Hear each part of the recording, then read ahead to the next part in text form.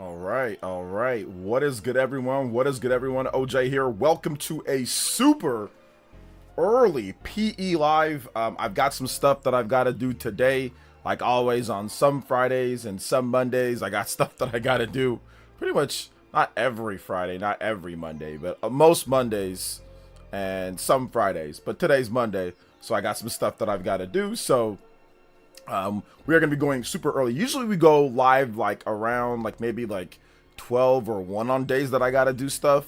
But today I got to go even live even sooner or earlier than usual just because I got some stuff that I got to do even before that. So it's a packed day for me between this stream, between I'll probably edit tonight, between family stuff, between everything. A lot of stuff that's going on. I don't even have any time to play video games. No time to play games today. So I wanted to go live, talk to you guys about a number of different things. We had some interesting updates to Pokemon Legends ZA sales. We've got an interesting discussion that I saw on Twitter that I wanted to discuss when it comes to potential.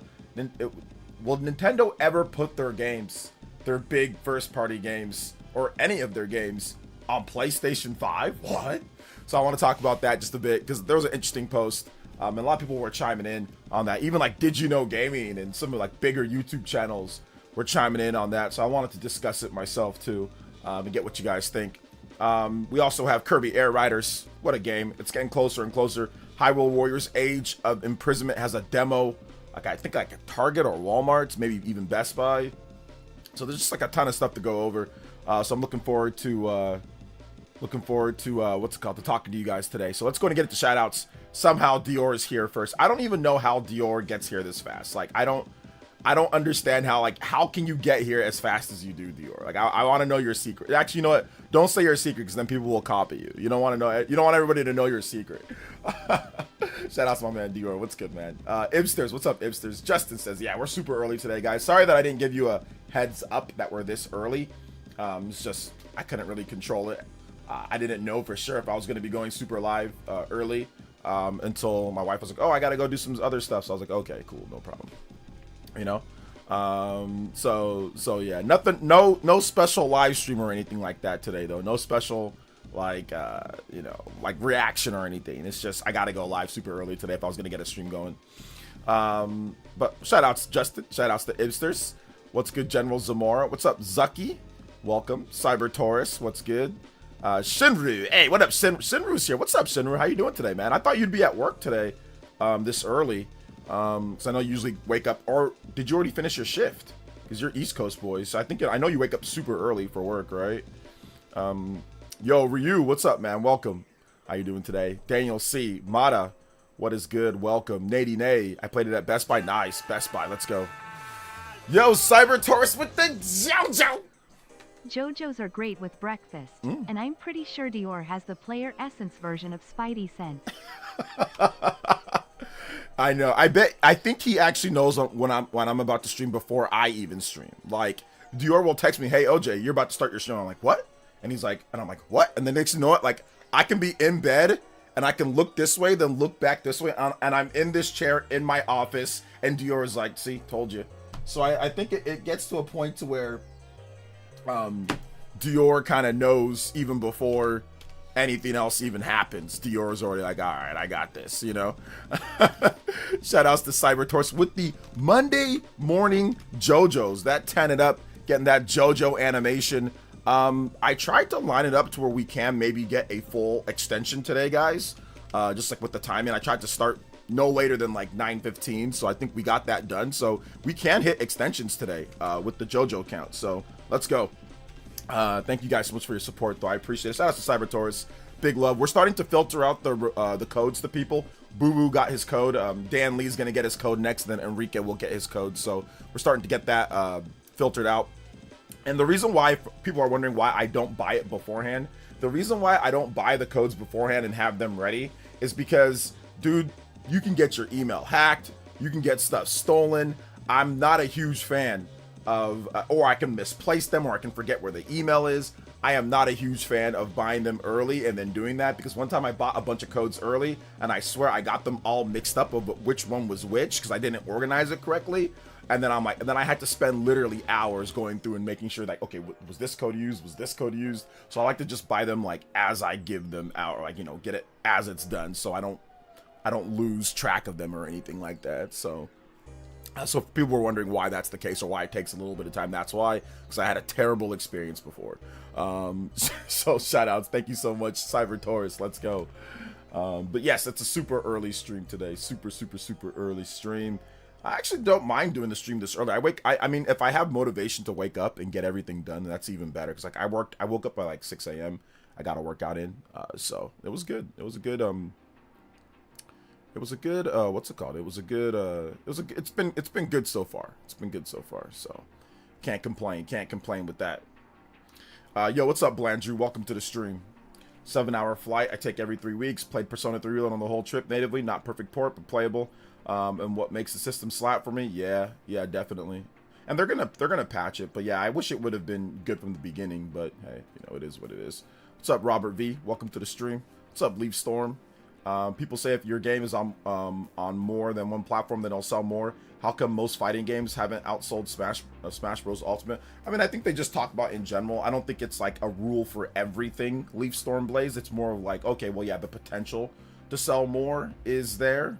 So I think that's what they're talking about, you know, overall. Which, yeah, most of the time, multi-platform games sell more than non-multi-platform games, but there's obviously exceptions to that rule. It's not even really a rule, but there's obviously exceptions to, you know, certain popularity of games. But yeah, I mean, if Metroid was on more systems, it'd probably sell more. Yeah, I mean, if most of the games were on more systems, they'd probably sell more. If Ghost of Tsushima was on PC and Xbox and Nintendo's Switch 2, it'd probably sell more. I mean, yeah, that's a given, but that doesn't mean that you're going to see that. And on top of that, a company might want to sell their system. So the reason why there's exclusives is to make your system more enticing. So Nintendo values more of having an enticing system for you to buy than just simply selling more copies, you know.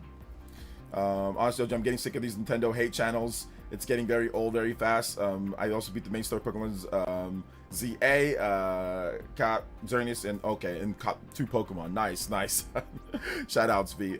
Yeah, that's why I made I don't know if you guys saw my video yesterday, but I made a video yesterday on that, and it was interesting.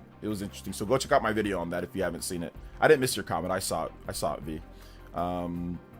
Let's see here. So I've been saying that for years. Nintendo should consider putting Mario, Rabbids, and Fire Emblem for multi-plat. No harm in those two. Trickle to non-important stuff. Period one. I mean, like I said, I don't think it really matters. Like, it doesn't matter to them if Fire Emblem sells more copies than not.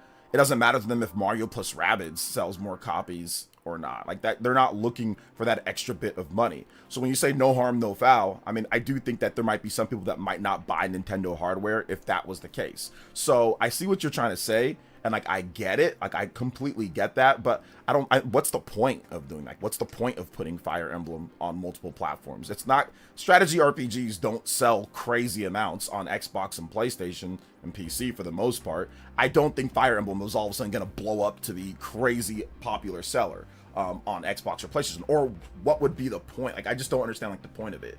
I do think that there are some people, not a lot, but there are some people who buy Nintendo hardware for Fire Emblem, or maybe even a Mario plus Rabbids, but I just don't see why that would, like, what's the point of doing that outside of, okay, we make a little bit extra money, but then you also lose a little bit more of your identity of your system. So like, I think that's the issue that I see, is that if you start doing that, people are going to start expecting even more, you know? So me personally, I like exclusives. I'm an exclusive guy, you know what I'm saying? Like, I like exclusives. I like to see competition. I like to see it. Like, I don't care if, you know, like me personally, like I said, I don't care if Sony doesn't want to put their games on other platforms. It's their decision. If they do, then I'll support it if it's on another platform and it feels like it's a good fit. But if not, then I can buy their platform. Now, stuff is expensive. Like, I get that. Like, stuff's expensive. Not everybody can afford every single system. But like I said, gaming, it's a luxury. It's not like a necessity. So it's like, you know, it's not something that you have to have. Like when I was growing up, and people hate when I say this, But like back in my day, I didn't have everything. That's just the way that it was. Like it's tough. It's kind of tough, and like you're supposed to want to work harder so you can get to that point where you can get what you want. But I know in today's day, people don't like when people say that. They don't like that, considering inflation, considering how much more expensive things are, considering lots of stuff, right? People don't like when people say that. But I mean, it's just kind of how I was raised that way. So it's hard for me to get out of that old school way of thinking. And I know that's different for some people, but for me, you know, that's how it is. So we all said that about Microsoft and Sony. Never say, yeah, never say never. Never. I'm not saying that it couldn't happen. I'm not saying that it never could happen. But I personally never said that. I never said Microsoft wouldn't release their games on other platforms. I never said that. So I don't know why you're saying that. And if anything, I felt very differently about that, because Microsoft, even back when they were doing just exclusives, Microsoft considered and actually released games on Nintendo platforms. So for example, Blue Dragon, that was released on the Nintendo DS. That's a Microsoft IP. They also had Viva Pinata, that was also released. So Microsoft actually already did some of that stuff even back then, overall. Sony, yeah, Sony not necessarily Sony, but Microsoft. So I never personally said that about Microsoft. So yeah. Well, so I don't group me in says we all said that. I didn't say that. I didn't say that. Let's see. Keep your own IPs on their console. Forget people who don't want to come to your platform. Games are not for everyone. Who want them don't need to get them. Yeah. Let's see. Nintendo is more of a trendsetter, not trend chaser. Also, I mean, there's some things that they do. Yeah, there's some truth to that. Ken Rule. Yeah. I can see Nintendo putting games on PC at some point, but if they do it, wouldn't be on Steam. They'd probably just open up their own storefront. Yeah, I can see something like that one of these days. Yeah. I couldn't have everything growing up. I was stuck on the PS2 my whole life until Christmas 2010 when I got an Xbox 360 and Halo Reach. Yeah. Microsoft considered Halo for the DS and even put titles like Ori and Cuphead. Yeah, that's true. Like, Microsoft actually approved it. Apparently, Microsoft approved Halo on the DS, but Nintendo, if you believe the Did You Know Gaming story, Nintendo's the one that said, no, we're good. Yo, Paul Gale. Thank you for the $1 dono for Alligator coming through. Says, fresh haircut, OJ. Any Splatoon 1 music? Here's to a good week ahead of gaming. Yes, sir. Thank you, Mr. Paul Gale. Thank you for the $1 dono, my boy. I appreciate you. Let's go. Let's get some Splatoon 1 music. Paul Gale, your shorts are incredible, by the way. All right. Splatoon 1 music. We're going to get... What are we going to get? We're going to get... What are we going to get? All right. Here we go. Shout outs. Thank you so much, Paul Gale. 11 on the combo board. Let's go. Let's get the combos up. First extension. Coming in with 4 more combos. We got a 15-minute extension. Let's see here. Nintendo's, so I could see, okay, I already read that too. Let me double check here. Hey, what's up, Wyatt? Says, if Nintendo were able to stick their strategy during Y and after the Wii U, I don't see them doing it now. Yeah, never say never, but I'm confident as I can say that we'll never see it. I think sometime in the future, distant future, we'll probably see it. I think the next step for Nintendo and for these companies is simply to get TVs that have the hardware built in, so you can just like stream or you can just download the game straight to there, so I'm guessing that's what Nintendo and Microsoft and Sony want to eventually end up doing, just having the hardware built into a TV, so you just like buy their TV and you can do it, or you can buy their system, but you either buy their system or buy their TV and you get that. So I'm guessing that's what they want to do at some point. And thank you to Paul Gale, man. I appreciate the compliment on the haircut, man. I need it. It was long overdue. Long overdue. Hey, OJ, I was wondering your opinion on Borderlands 4 being delayed. Do you think it's a good idea to get better optimization for handheld, or do you think it would impact Steam Deck Asus? I don't know about Steam Deck Asus and all that. I don't know about that. But in terms of delaying it to make sure that it runs good, yeah, you want to delay it. If you have to delay your game to make sure that it runs good, delay your game to make sure that it runs good. Don't not delay it. Like, don't just put it out and it's like trash. So if it's gonna run terrible and it's not gonna play good, delay it. But I don't know about optimization for like Steam Deck, and I don't know about all that. I don't know, and I don't care about all that. So yeah, I don't know about all that, Cern Foxtail, but yeah. Let's see here. Hey, what's up, Nick? Yo, with the day stream. Yeah, it's morning for me, but yeah, definitely afternoon or day for a lot of you guys. Let's see here. Where this idea of Nintendo going multi-platform come from? There was a post on Twitter, and a lot of big channels kind of chimed in because somebody was like, next up, Microsoft. And then like he said next up after Microsoft, and it was like a big post on Twitter that got a lot of traction. People were responding to it. So there's nothing that actually like Nintendo said or nothing that it was just a conversation point, and people were chiming in. So that's where I got the thumbnail, half of the thumbnail from was that post on Twitter. So it was just a conversation point because, you know, we see more people going multi-platform now, right? Sony, there's multiple Sony first-party IPs on Nintendo Switch 1. Obviously Microsoft has, you know, they announced Fallout 4, they have Indiana Jones, and there's going to be more coming. Microsoft is going to put out more on Switch 2, you know, so I think that's where some of it's coming from. And then also Sarah Bond was like, oh, well, exclusives are antiquated. And then former Xbox vice president, who I think is a little bit of a little silly, but anyway, what's his name? I forgot what that dude's name is, but that one guy that we've talked about before. So yeah. Oh, Dan Lee, your code is coming today, by the way. Your code's coming today, Dan Lee. I got you. So your code's coming for Pokemon Legends ZA. Yeah, like he talked about how he said tell Nintendo that exclusives are antiquated, because obviously Nintendo does really well with exclusives. So it's just been a conversation point recently amongst some people on Twitter and the internet. So hey, what's up, Kinesis? Welcome to the stream. See, that would be easy for Sony since they already make TVs. I mean, I think the problem, you're right about that, it was that it would probably be easier for them, but I think the issue would be heating. That would be a big issue, having hardware and having the TV all in one. That creates heat, a lot of heat. And that the chip work for that would have to be very well done. So while yes, it is something that they're probably researching, like to actually have, like I said, power draw, the chip source, heating, and making all that like a legitimate, like how big is the TV, you know, those are all things that would make it harder and harder to do. But yes, I think Sony would definitely have the easiest track in doing that since they already make, you know, TVs. No, not Dom Matrick. Is it Mike?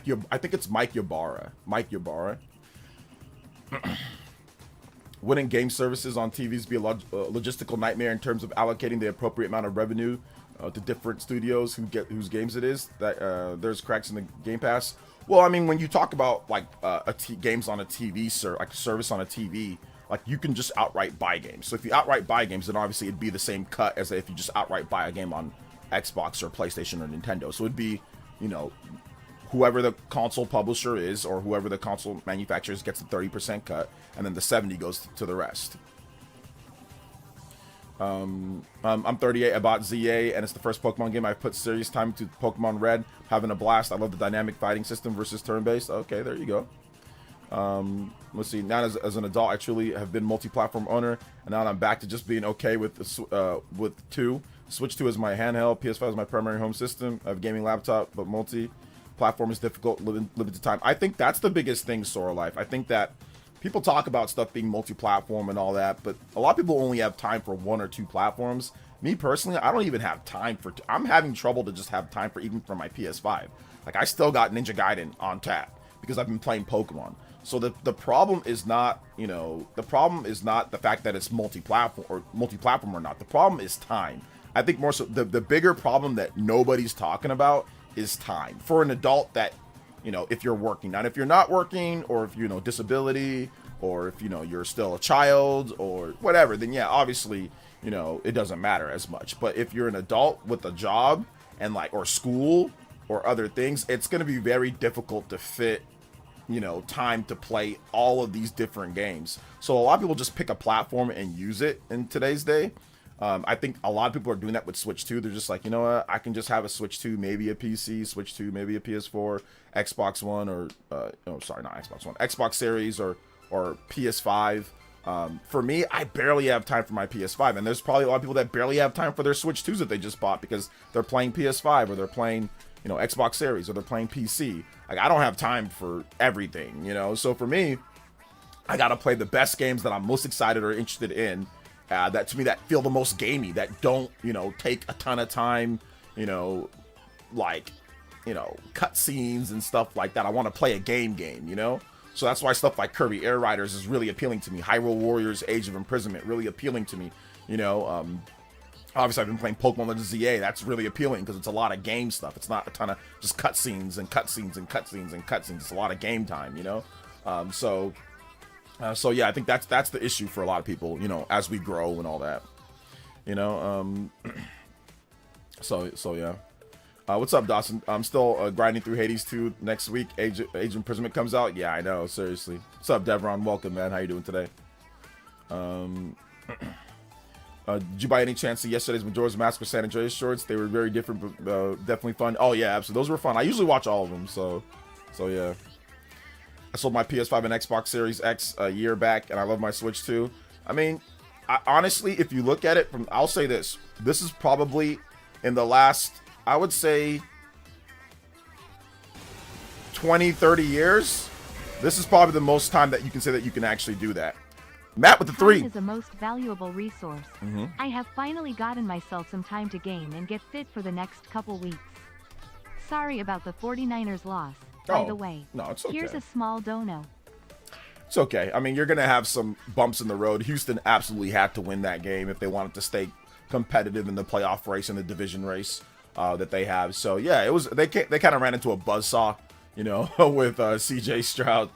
But yeah, they got to get some guys back healthy. It's a long season, still a lot of games left. They got the Giants, who are not feeling too great because Scatterboo just got injured. So hopefully they can go there, scratch out a dub, and then maybe get some people back healthy for the big showdown versus the Rams in 2 weeks. So yeah, thank you so much, Matt Roadhouse, with the $3 dono, man. Appreciate that combo break. And that actually gets us to 14. We are one combo away from a 15-minute extension. So I appreciate that. Let's go. Appreciate it. Let's go. All right.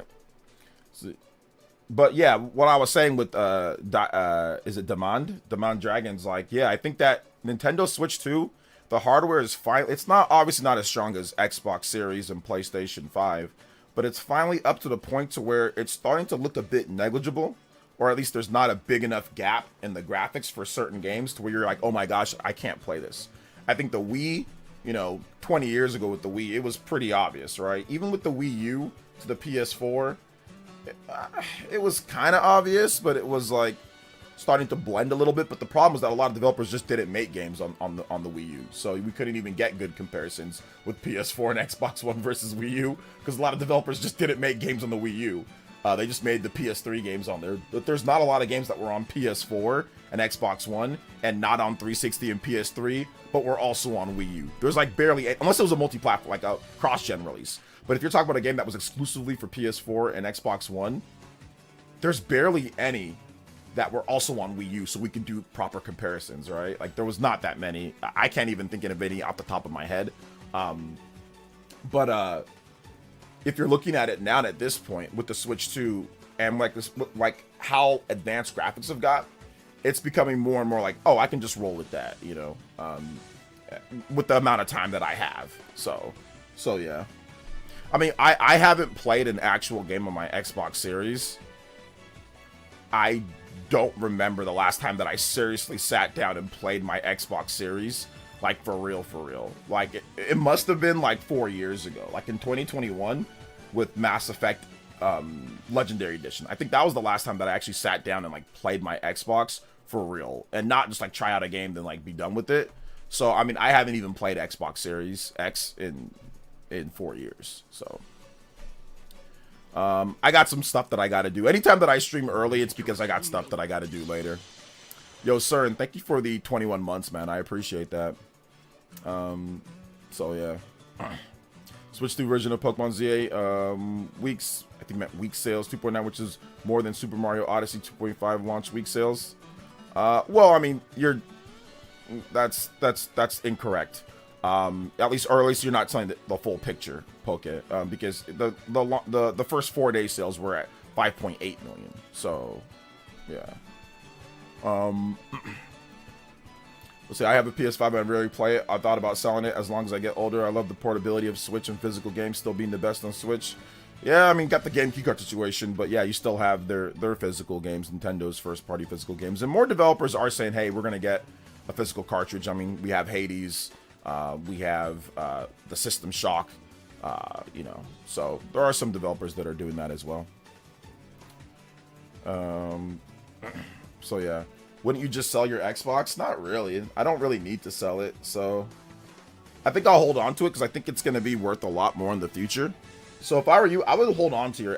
If you have an Xbox Series X that plays physical media, hold on to that because that can play a lot of back generations of consoles for Xbox. And physical media is going the way of the dodo with Xbox. So if you have that, I think in the distant future or not too far future, but not super close... I think Xbox physical hardware is going to be very rare and valuable. So I'm going to hold on to it, you know? So I'm going to hold on to it.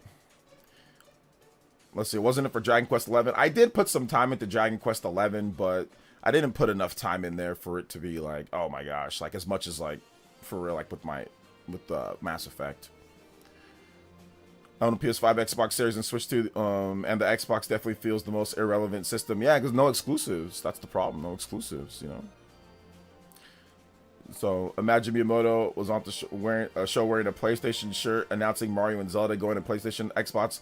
We're done dirty. Yeah, I think that definitely would be not so great. But Microsoft is going multi-platform. I mean, me personally, I feel... if Nintendo ended up doing it, like, I'd be like, oh man, this is crazy. It completely irrelevant, or like, you know, it makes the system itself almost irrelevant. But at the same time, I mean, I wouldn't stop playing video games. Like, I'd still play games, you know. I would be a little worried about the competition though, because like, if you have less systems, less people doing different things, it creates less innovation in the market. So we wouldn't have what we have right now with hybrids if it wasn't for Nintendo popularizing handheld play and popularizing, you know, hybrid play. So I mean, if it was up to just Sony, they wouldn't have done it, you know. So I do think that we do need at least a few, maybe 3 console. Like, we need at least 3, in my opinion. Like, we need some console manufacturers. We just can't have everything on PC or just PlayStation. So I think that would be the problem that I have, you know. So yeah. Thanks, RX Gaming. I appreciate that. So, hey, what's up, Elias? Welcome, man. How you doing today? I've had a Series X playing Expedition 33 on it right now, but I get way more time on my Switch 2 and Monster Hunter Stories. Yeah, I played Expedition 33 on my PS5, so, yeah. Why do you think some people think exclusives are bad for the industry? More options meant companies have to fight for your dollar. Any reason why it's bad in your opinion? I think some people think it's bad just simply because they want what they want. That's all it comes down to. They want what they want, and I think that some people think it's bad because they also have a very low understanding of competition in the market. So those are the two things. Usually gamers who have very low business understanding and do not understand the economics behind that. They don't care. Like I said, and I've said this before, usually PC people. And that's because the way PC was, like, if you're a PC gamer, you're used to just getting a lot of things thrown at you. Developers just throwing everything at you. You don't care about the market. You don't care about competition. You don't care about innovation in that space. All you care about is what you want, which is fine. I mean, that's how you want to do it. But then the problem is, don't ignorantly say things. If you don't care, just say you don't care, or just admit that. The issue that I have with a lot of these guys is that they act like they care about the market and competition, and then their words don't actually mimic that. So they think, for some reason, that no exclusives would somehow be great for everybody, and somehow there'd be competition, but there wouldn't be. There'd be less competition, because there'd be less of a reason to buy a PlayStation or to buy a Nintendo or whatever, you know, system.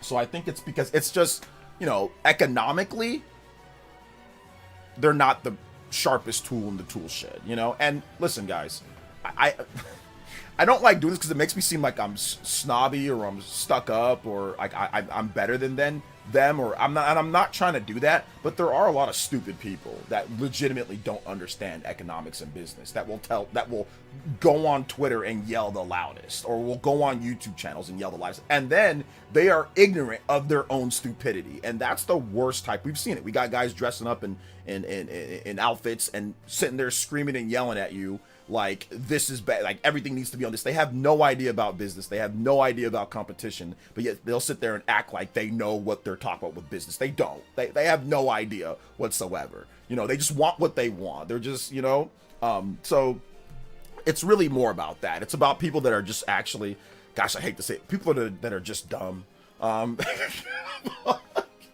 It sounds bad, and like I said, I'm not, but people, when it comes to, it's not that they're dumb people overall, but they're just stupid when it comes to business and when it comes to competition in the market. And once again, they don't care. They want PC to have a monopoly. They want Steam to have a monopoly because they feel it's best for everybody. They want to project their own feelings to everybody, you know? So that's really, I mean, that's really what it comes down to. It's just like, you know, they don't care. They like monopolies. People that hardcore PC gamers do not care about monopolies. They want Valve and Steam to have a monopoly. They don't care that Gavin is a multi-billionaire and he can do whatever he wants and he takes 30% despite being worth that much, and they barely make any games. They barely make, I mean, their hardware is still, you know, they haven't have any price drops on their hardware yet, and on those Steam Deck OLEDs yet. There's still no price drops on those, still expensive. But you know, they don't care. They don't care. They just want what they want. So that's the reason why you see that. It's really just ignorance overall, you know. So yeah. They deem it as anti-consumer because you are forced into buying a product to enjoy their exclusives. Well, I mean, but like I said, there needs to be competition on the market. There needs to be competition, you know. I don't see Valve putting every single thing that they make on every other system, right? Like, is Valve making a bunch of games? Where's Left 4 Dead on Nintendo Switch 2? Like, right? It's not there. So, I mean, yeah, there's Portal and there's some other things. Don't get me wrong. There are some things, but Valve is not beholden to put everything that they're making on Nintendo Switch 2 or on any other platform. They'll do what they feel like, you know? And I'm not going to sit here and say, why doesn't Valve put everything part, their whole back, like the orange box? Why isn't the orange box on Switch 2, right? Like, so I'm not sitting here and saying that they have to put everything on Nintendo, and Nintendo doesn't have to put everything on there, you know? So yeah.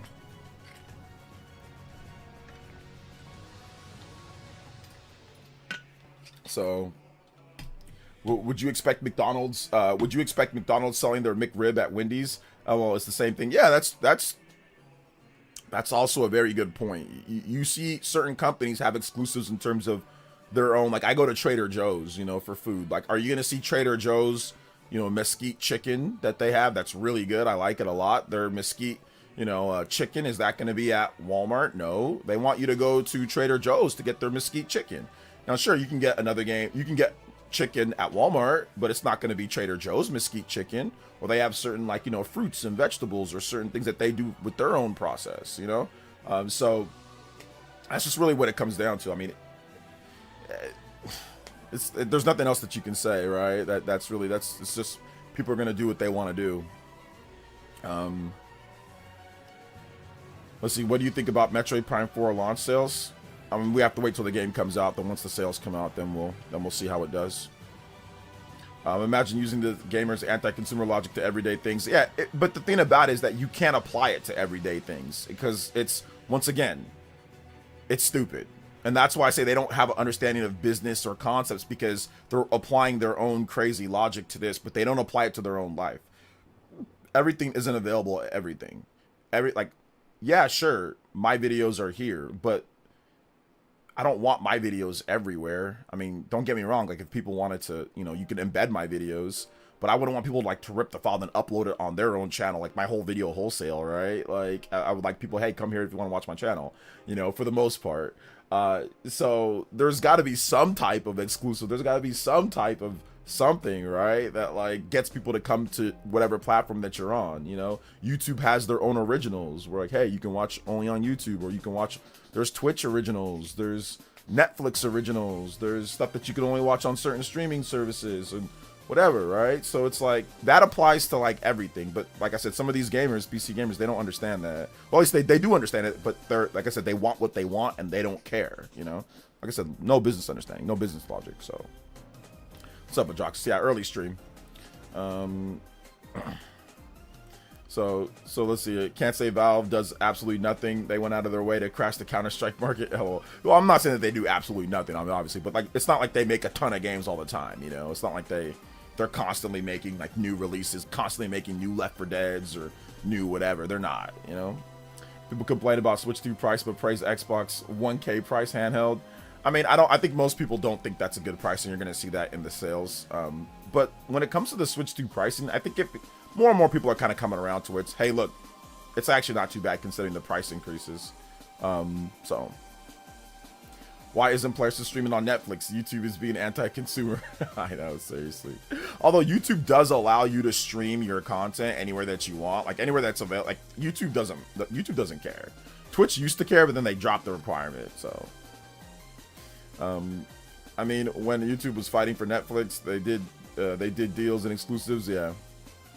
Let's see, what is the current Switch 2 sales on comparison with Switch 1? It depends on the region, Poke. But check out my video. I went over the Switch 1 sales just recently when it comes to the sales numbers. So I have a bigger video in depth, but we don't know where the Switch 1 sales compared to Switch 2 sales are at right now because we have to wait for Nintendo's financial report. So just calm down with the sales stuff. It's all available on my channel too if you want to look up anything individually.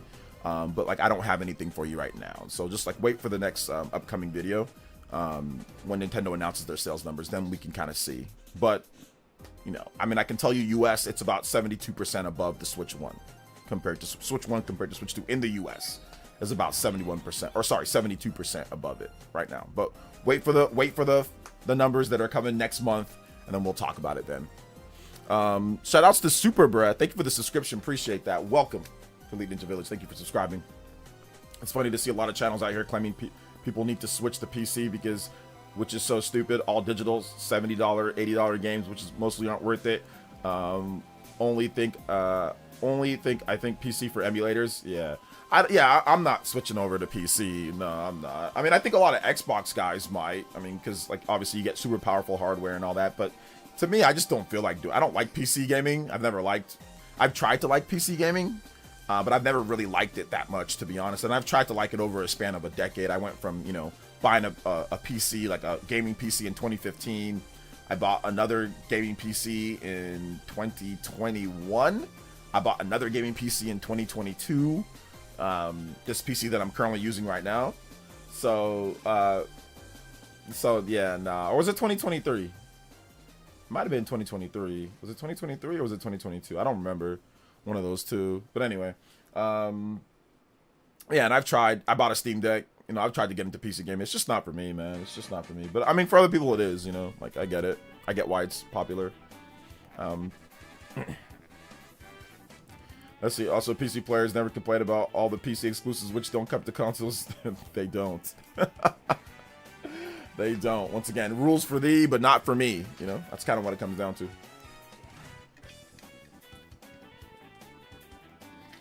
Do you think having everything on PC is a bigger net negative for the consumer than console exclusivity? That's a loaded question. I think that PC can have exclusives, can have things that's for the PC market, and it's fine. And I think that consoles should have things for the console market, and that's fine. You know, when it comes to when it comes to that. So, I think the way that it works right now is fine. You know, the way that they have things set up right now, and I think it's completely fine. Like, you have some exclusives that you want to bring over. Like, a Sony has no problem bringing over some exclusives to Switch 1. Nintendo in the future might not have some problems bringing over some old exclusives or some old stuff to PC or PlayStation. And that's fine. But I still think that there should be some exclusives to have competition in the market. I don't believe that everything should have... one platform should have everything. I don't believe that. I don't believe in that. That's what I don't believe in that. You know? Because... once again, that makes it to where one platform just gets everything, and there's not competition with other systems, you know. So I don't believe that should happen. What's up, D Money? Let's see here. What's up? Is it Audrey? Audrey Rose? What's up? How you doing today? I think Nintendo's fiscal Q2 report is next week. Yeah, exactly. It's next week. That's why I said. I think it's like November 4th or something like that. It's like early. So, what's up, Viz? I usually don't stream. I don't stream at this time. This is just like I said for today. But I might do it more going forward. To be honest, I might, depending. Switch 2 prices in Europe has dropped as well. Switch 2 prices in Europe. Yeah, they're dropping just because not as many people are buying it in Europe. So you're going to see some retailers drop the price a bit, which is good, so more people can buy it. But I think the biggest thing for Europe is just getting like Mario and Zelda out. Like getting like a brand new Mario game. Or getting like a brand new Zelda game out in like those countries. So yeah. Also, if that 1,000 Xbox handheld actually played Xbox games, it might be worth it. It still wouldn't be worth it for me. But yeah, it doesn't play all your Xbox games. It's got to be Xbox Play Anywhere.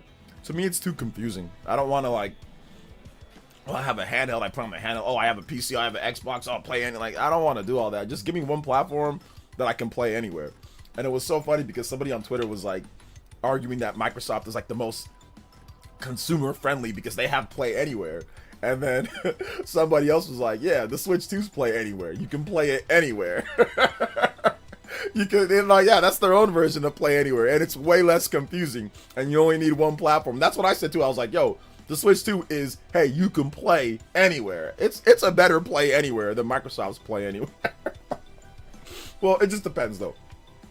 Me personally, now that I'm used to the Switch, I don't want to have to transfer save. Like, and I tried this with Steam Deck. Like, I wanted to see if I can get into it, and I don't like. And I don't know. This is bad, but I don't like transferring clouds. Like, I don't like waiting for cloud saves and syncing. I don't like using the separate device. I don't like it.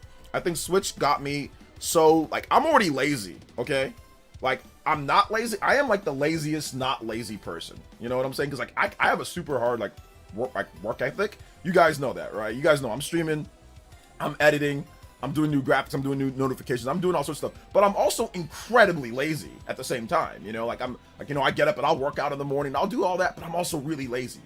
And like gaming to me, I don't want it to be like, oh, I gotta go on PC. Oh, now I gotta go on my Xbox. Oh, now I gotta see for Play Anywhere. Now I gotta like I don't like that stuff's. It's not that it's confusing. I just don't feel like dealing with it. It's like I don't want to deal with that. Okay, which games are Play Anywhere? Which games are not Play Anywhere? Which games I can play on my Xbox? Which games I gotta play on this device here? Which games I'm gonna transfer over here? My PC save file. Now I gotta transfer my save file over to my Xbox. Now my Xbox is gonna be. It's like I don't want to do all that. If I just have a Switch 2, I can play it on my TV. I can play it on handheld, and that's it. And if I want to play it on any other TV, I can just buy another dock, and I can put it in that. If I'm super lazy, I can just buy another dock, and I can just put it in a different room on a TV, and then all of a sudden I can play that anywhere. You know? So yeah, I can't play it on my PC per se, but I don't need to. I can just play it on. I can play it on my TV, or I can play it on there, or I can hook it up to a monitor, and I can play it on there. So it's like, I'm just too lazy to do. Like, that's just too much. Like, anything's an Xbox. Like, their marketing is just, it's not for me. It's not for hardworking, lazy people like myself. I'm a hardworking, lazy person, and it's just too much shenanigans, you know? It's just too much nonsense, like, for me. Even, like, I don't even like the PS Portal. Gotta turn on the PS5. Gotta turn on your TV. Gotta turn on the Portal. Gotta sync it to the Portal. That takes too much time for me. I'm too lazy. And also, I hate streaming, but I'm too lazy for that. Just give me one system that just does it all, and it's simple, you know? So, that's the problem with me. You know, if I was younger, when I was younger, I would have been into all that. When I was younger, like 20 years ago, I would have been into all this crap. Like Game Pass and, I would have been into all of it. 100% would have been into all of it. I know I would have. Because I have more time, you know? So yeah.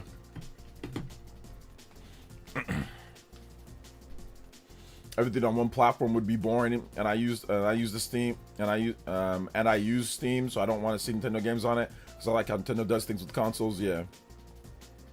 Well, see, I don't think I can even go back to non-hybrid gaming console. Yeah, it's tough because like, there's times like I want to play portable like PS5, but like I don't want to use a portal to do it. I don't like portal, so I just end up just not playing. Metaphor Refantasia was a struggle for me. That was a big dude. I was like, man, I really want to play this portal. I put it on my portal, and it's just like the streaming issues, and I'm like, oh, this is trash. We need a Switch 2 version. But that was before the Switch 2 even came out, though. So yeah. Yeah, it depends on your connection. Syncing the portal can take a lot of time or a little bit of time. It just depends. But yeah, I don't even like taking the time to sync the portal. That takes too long. When with the Switch 2, you can just pull it off the dock and it's instant. It's like it instantly transfers. When you put it in the TV, it instantly turns the TV on. Instantly. It's so fast. It's like a second or two, right? So yeah. Hey, what's up, Orlando? Welcome. I'm going to use the quote, hardworking, lazy. Yeah, I'm a hardworking, lazy person. Just because, like, I work hard when it comes to the things that I need to work hard in. But stuff that, like, takes a bit of effort outside of what's really important, that I'm incredibly lazy in. If something isn't important, I'm super lazy when it comes to that. If something's very important, like working, that's important, so work hard, you know? Exercising, that's important, so work hard. Those things, like, you know, taking care of your family, that's important, so work hard. Taking care of your kids if you got them, taking care of your nieces or nephews, or taking care of your parents, all that stuff, work hard, be diligent and all that, you know what I'm saying? But like playing video games, nah, I don't gotta work, I shouldn't have to study, I shouldn't have to, you know, sync up 15 different systems, I shouldn't have to look on a pie chart to see play anywhere or not, which I've made fun of this before. Like, if you go back to my art electronic video, my EA Anthem video, I made fun of this a half decade ago. I think it was, when did Anthem come out? When did that game come out? I made fun of it back then, where I thought it was so stupid that they have a pie chart of, here's how you can play Anthem here, you can play it there, you can play it here, you can play here, you can get early access here, you can, it's like all these different X's and O's. I'm playing Connect 4 or Tic-Tac-Toe, and I thought it was so ridiculous. I was like, let me make a video about how stupid this thing is, you know? So I made a whole video about how dumb it is with pie charts and seeing when you can play, when there's early access, when there's not, when there's like I'm just like, this is dumb, this is stupid. So if you, I don't know what the name of the video is, but I was a hardworking, lazy person even back then, you know? 2019, okay, yeah. Let me see, and I'll link the video for you guys. Okay, yeah, here we go. The video is called How to Play Anthem, or How to Play Anthem Simplified by EA. You know, and it's like a skit video, but like, yeah, it's like a chart. It's like Excel spreadsheet, and it's got all these X's and checks, and I'm just like, oh my gosh, this is. And that made me not play the game. That just made me not play. I'm like, this is ridiculous. This is absolutely ridiculous. Anyway, there's the video if you want to watch it. Yeah, so it was like 6 years ago. Let's see here. Darren Sledge with the 64 months of Ambu tier. Thank you so much, Darren Sledge. I appreciate that. Welcome. Thank you so much. Let's see. Have you seen the Onions Sony video of their products not working? Nah, I haven't. I'm lazy in everything except taking care of my family and friends. Yeah, that's what I'm saying. Like, when I'm relaxing to play a game, I want it to be as simple as possible. You know? Shout outs to Lingering Will with the $4.99 says, you're mentioning the one thing nobody talks about with Switch 2, quality of life. Seamless docking is something no other device does. And that's what I'm saying. Lingering Will, that's important to me. It's important to a lot of people, you know? And Cybertoast with the JoJo. Personally, love the idea of earlier streams, with the kiddo having sports in the evenings 3 days a week. This is great. Also, yeah. I sent this from my phone, which is also an XBOX. Shout outs. It's an Xbox too. It's an Xbox. Got a couple donos coming in. 29 on the board. Thank you guys so much, Combo Breaks. And we went in one fell swoop. We did get the 15-minute extension. Let's go. Overclock Buster. Shout outs to Lingering Will, man. But yeah, people don't talk about that enough, Lingering Will. That where it's the seamless docking. It's just simple. It's easy. It's quick. You can play it anywhere that you want, you know? Like, it's just, It's nice, but there's some people that are, you know, they're at home, so nothing wrong with playing on a nice big TV with your PS5 or Xbox Series. I'm not trying to knock other ways to play or how people play. I'm not trying to knock that. I'm just saying, for me personally, having a hybrid platform, because sometimes you're not at home, or sometimes you want to be in a different room, or sometimes you're going to be in the kids' room, or sometimes you're going to be whatever, you know. Like, I know for me, I know like my daughter, like when she's going to start doing going to the basketball games coming up here, you know, I don't want to be honest, I mean, no offense, but I don't want to watch those basketball games. She's not playing, she's with her friends hanging out, so I gotta stay there in the gym and watch the game. And bro, I watched the game one time. The game, you know what the score of the game was? The score of the game was 7-3. Basketball, not soccer, not football, not hockey, basketball. 7-3. Oh, Lord have mercy. They're not. Somebody please get Steph Curry or Michael Jordan to teach these kids, or LeBron James. We have an epidemic going on. People do not know how to play basketball. It's too skilled. People do not know how to play basketball these days. Ain't nobody playing basketball no more, because I ain't never seen kids play this bad in my life. And I know it's, listen, it's 7th, 8th grade girls basketball, but oh my goodness, I needed a system at that point. I almost died of boredom. So yeah, Switch 2 is good. It's been good for me in that sense. Whenever I have to go to those, it's been good for that. So, shout outs though. Shout outs, Cybertours. Shout outs to Lingering Will. Thank you guys for the donos, man. One more combo, and we got a 30-minute extension on today's stream. And Cybertours extends his Hokage lead to $20. Anybody does 20 or more, you can beat up my man Cybertours. Another JoJo on the board too. Let's go. Shout outs to Lingering Will, man. Big love. We're still working on Lingering Will. I got some stuff put up. I'm gonna send you a picture, or I'm gonna send you I'm gonna send you something on Twitter. Lingering Will, I got you, man. I'm gonna send you something. I want you to see something real quick. Party Man with the 91 months of Amboots here. Oh my gosh, that's so long. 91 months of Amboots here. Trying to have some fun streams without me, eh? Well, you can't dodge me since I have lunch breaks. LOL. What's up? Hey, what's up, Party Man? Yeah. And to Cybertours' point with we are gonna do more early streams. So if I have to go somewhere later in the day, I think I'm going to do more early streams, like, you know, maybe some Mondays, some Fridays. So some Mondays, some Fridays, depending on, like, you know, what I got to do with my daughter. I'll have, like, I'll try to go early, like, you know, so we'll have that for people who can't make it late, come here early. Also for the people, I see a lot of UK people here saying, hey, OJ, you know, wow, you're early, you know, it's only 4 o'clock here. What's going on? Let's see here. Oh, man, yes, she has hoops coming up. She just finished volleyball. I still have no idea what I was watching. Bro, I've never seen so many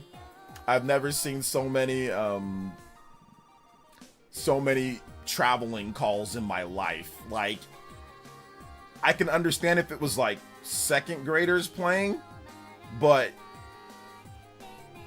you know, 12, 13, 14-year-olds traveling like that. Oh my, I guess the NBA travels a lot too, so I can't sit there and blame them. They're still children, but man. Listen, I played basketball, okay? I played all the way up until my junior year of high school. And I played, like, I'm not trying to sit there and hype myself up, but like, I played a pretty high level of basketball at the same age. Like, when I was in 6th grade, I won 2 state titles. Well, back then it wasn't state titles, it was my 5th grade title, they segmented it into like Central. So Central California, they had Northern, Central, and Southern, because there was just too many schools. So we won the Central state title, and that's where it stopped. And then my 6th grade year, they split it into half. Southern California state title, Northern California state title. So they put us in Southern. I mean, I'm in Central, but they just put us with the South, and we won that state title as well. So the level of basketball, I'm playing against, you know, 6-foot black guys in Los Angeles. You know, we still won somehow. Somehow we won. Our team we were multicultural. We had white guys, we had Mexican guys, we had Asian people, and we were playing against tall black guys, and somehow we beat them, okay? But anyway, the level of basketball, like, we'd score like 40, 50 points in a game, you know? Like, the level of basketball was good, and even with the girls' side, the level of basketball was good. Obviously not quite as high, but it was still good. Like, you would see good dribbling, you would see, you know, low post moves, you would see under the legs, you would see good passing. Bro, this was just a wreck. This was a complete wreck. This was terrible. So anyway, that was that. Coach OJ, you should volunteer to help them. No, man, I'm good. Just let basketball die out, bro. Basketball's becoming incredibly specialized, and you need tons of money to even make it to the NBA or even be good in the first place. So that's pretty much where it's going. Nepo babies, and just people that are just really tall. So like, it's going to become a super specialized sport anyway. It's really difficult to play or to even make it to the NBA or even WNBA at this point. So just let it be that way. There's nothing that you can do. Nothing that regular coaching is going to do. You need money. You need money. You need to play for the AAU teams. Like, you need a lot of money to be good at basketball in today's day. It can't be like football you don't, like, but basketball you do. So let it be a specialized sport for, whatever. I don't care. I'm not coaching. Wyatt Montgomery with the $5 dono says, who has a post about Matt Piscatel's reporting ZA being the biggest launch in the ZA? He doesn't like how the data will be interpreted. You know who has a post about Piscatel's report that ZA being the biggest launch since ZA? He doesn't like how the data will be interpreted. Who has is that Nintendo? What did his post say? I don't go on his channel. You need to shower every time you go on his stinky channel. I'm joking. I'm joking. Nintendo, come through and talk, man. Let's talk about some sales numbers. Let's talk about some Nintendo Switch 2 stuff, man. I'm just joking. Your channel's fantastic. Thank you, Wyatt. I appreciate. I don't know if it's even his channel that he's talking about. I have no idea whose channel he's talking about, to be honest. I don't know who he's talking about. So, let's see here. Lots of challenge in the NBA, but refs don't. Yeah, refs don't call it. Refs don't call it as much. That's true. 34 on the combo board, though. We can call that. And you guys know what that means. That means overclock. Overclock Buster. Oh, and Justin with the 3 at the same time. Let's go. The for alligator. This week is going to be good. I have pretty much done everything in ZA, so I am ready for Hyrule Warriors and then the Air Riders demo. Oh, yeah. See, isn't it exciting for gamers games coming out, man? Isn't it exciting for like exclusive gamer games? Don't you get like a little tingle in the back of your mind when you're looking forward to something? Now, if you're not looking forward to Kirby Air Riders or Hyrule Warriors, then maybe you don't get that tingle. But man, if you're looking forward to great exclusive games built for specific hardware that you can play anywhere that you want, it's just exciting, man. It's just super exciting. Shout out to Justin. Thank you for the $3 dono, man. It's exciting. In football, you need just strength and a few cases learn to cheat. Football is specialized, and you definitely need you need to go to camps and you need to go to things. But the difference with football is that football is significantly cheaper to get good than basketball. Basketball is very expensive to travel, to do all that. There are no traveling football teams. Like AAU basketball is expensive, and you need to travel a lot. Football, you don't. You can just play high school, you can go to summer camp, and you can get good just doing that. And I've seen it over and over. Basketball, I barely know anybody that has made it to the NBA. There's barely, there's less spots.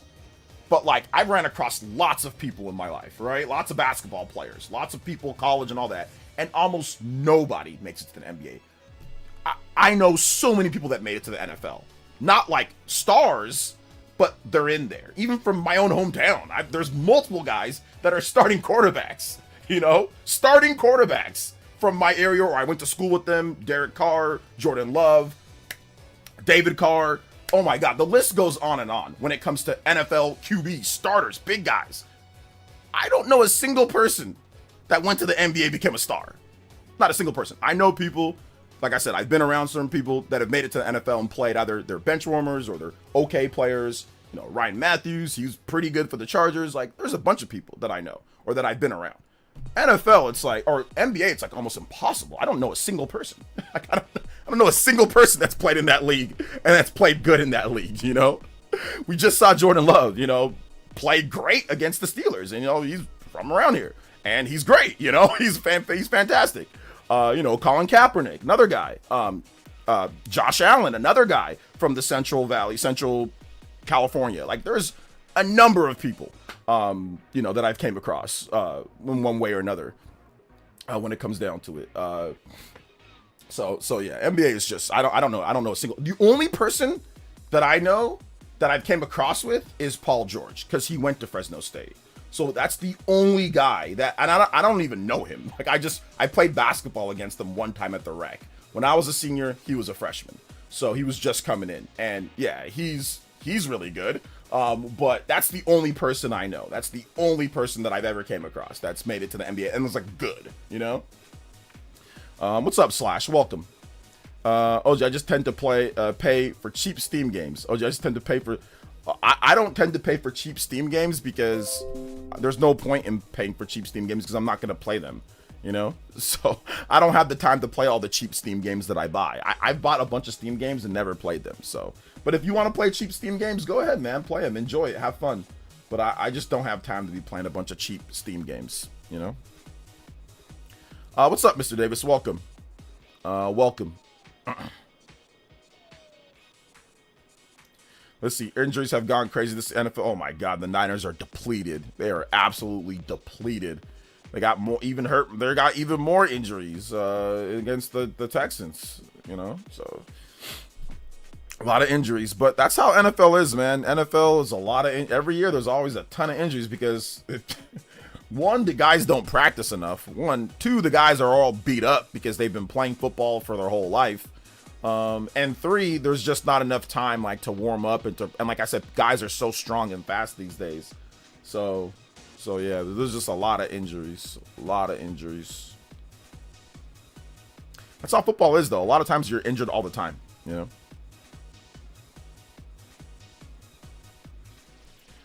So Lopez brothers, Tyson Chandler from the Valley. Yep. A lot of people, they are, but I never came across them. But yes, they are.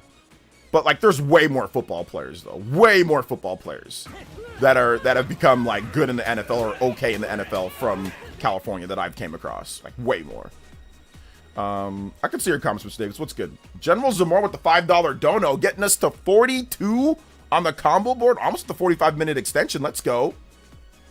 Shout out to General Zamora, and he says, imagine if you asked for their autographs knowing they would go pro. I don't ask for anybody's autograph. I've came across all of these guys that I talk about, you know, Carr brothers, you know, the older Carr, he was the same age as my brother. They played against each other. And then the younger Carr, I'm older than him, but he, like I said, I've been around him.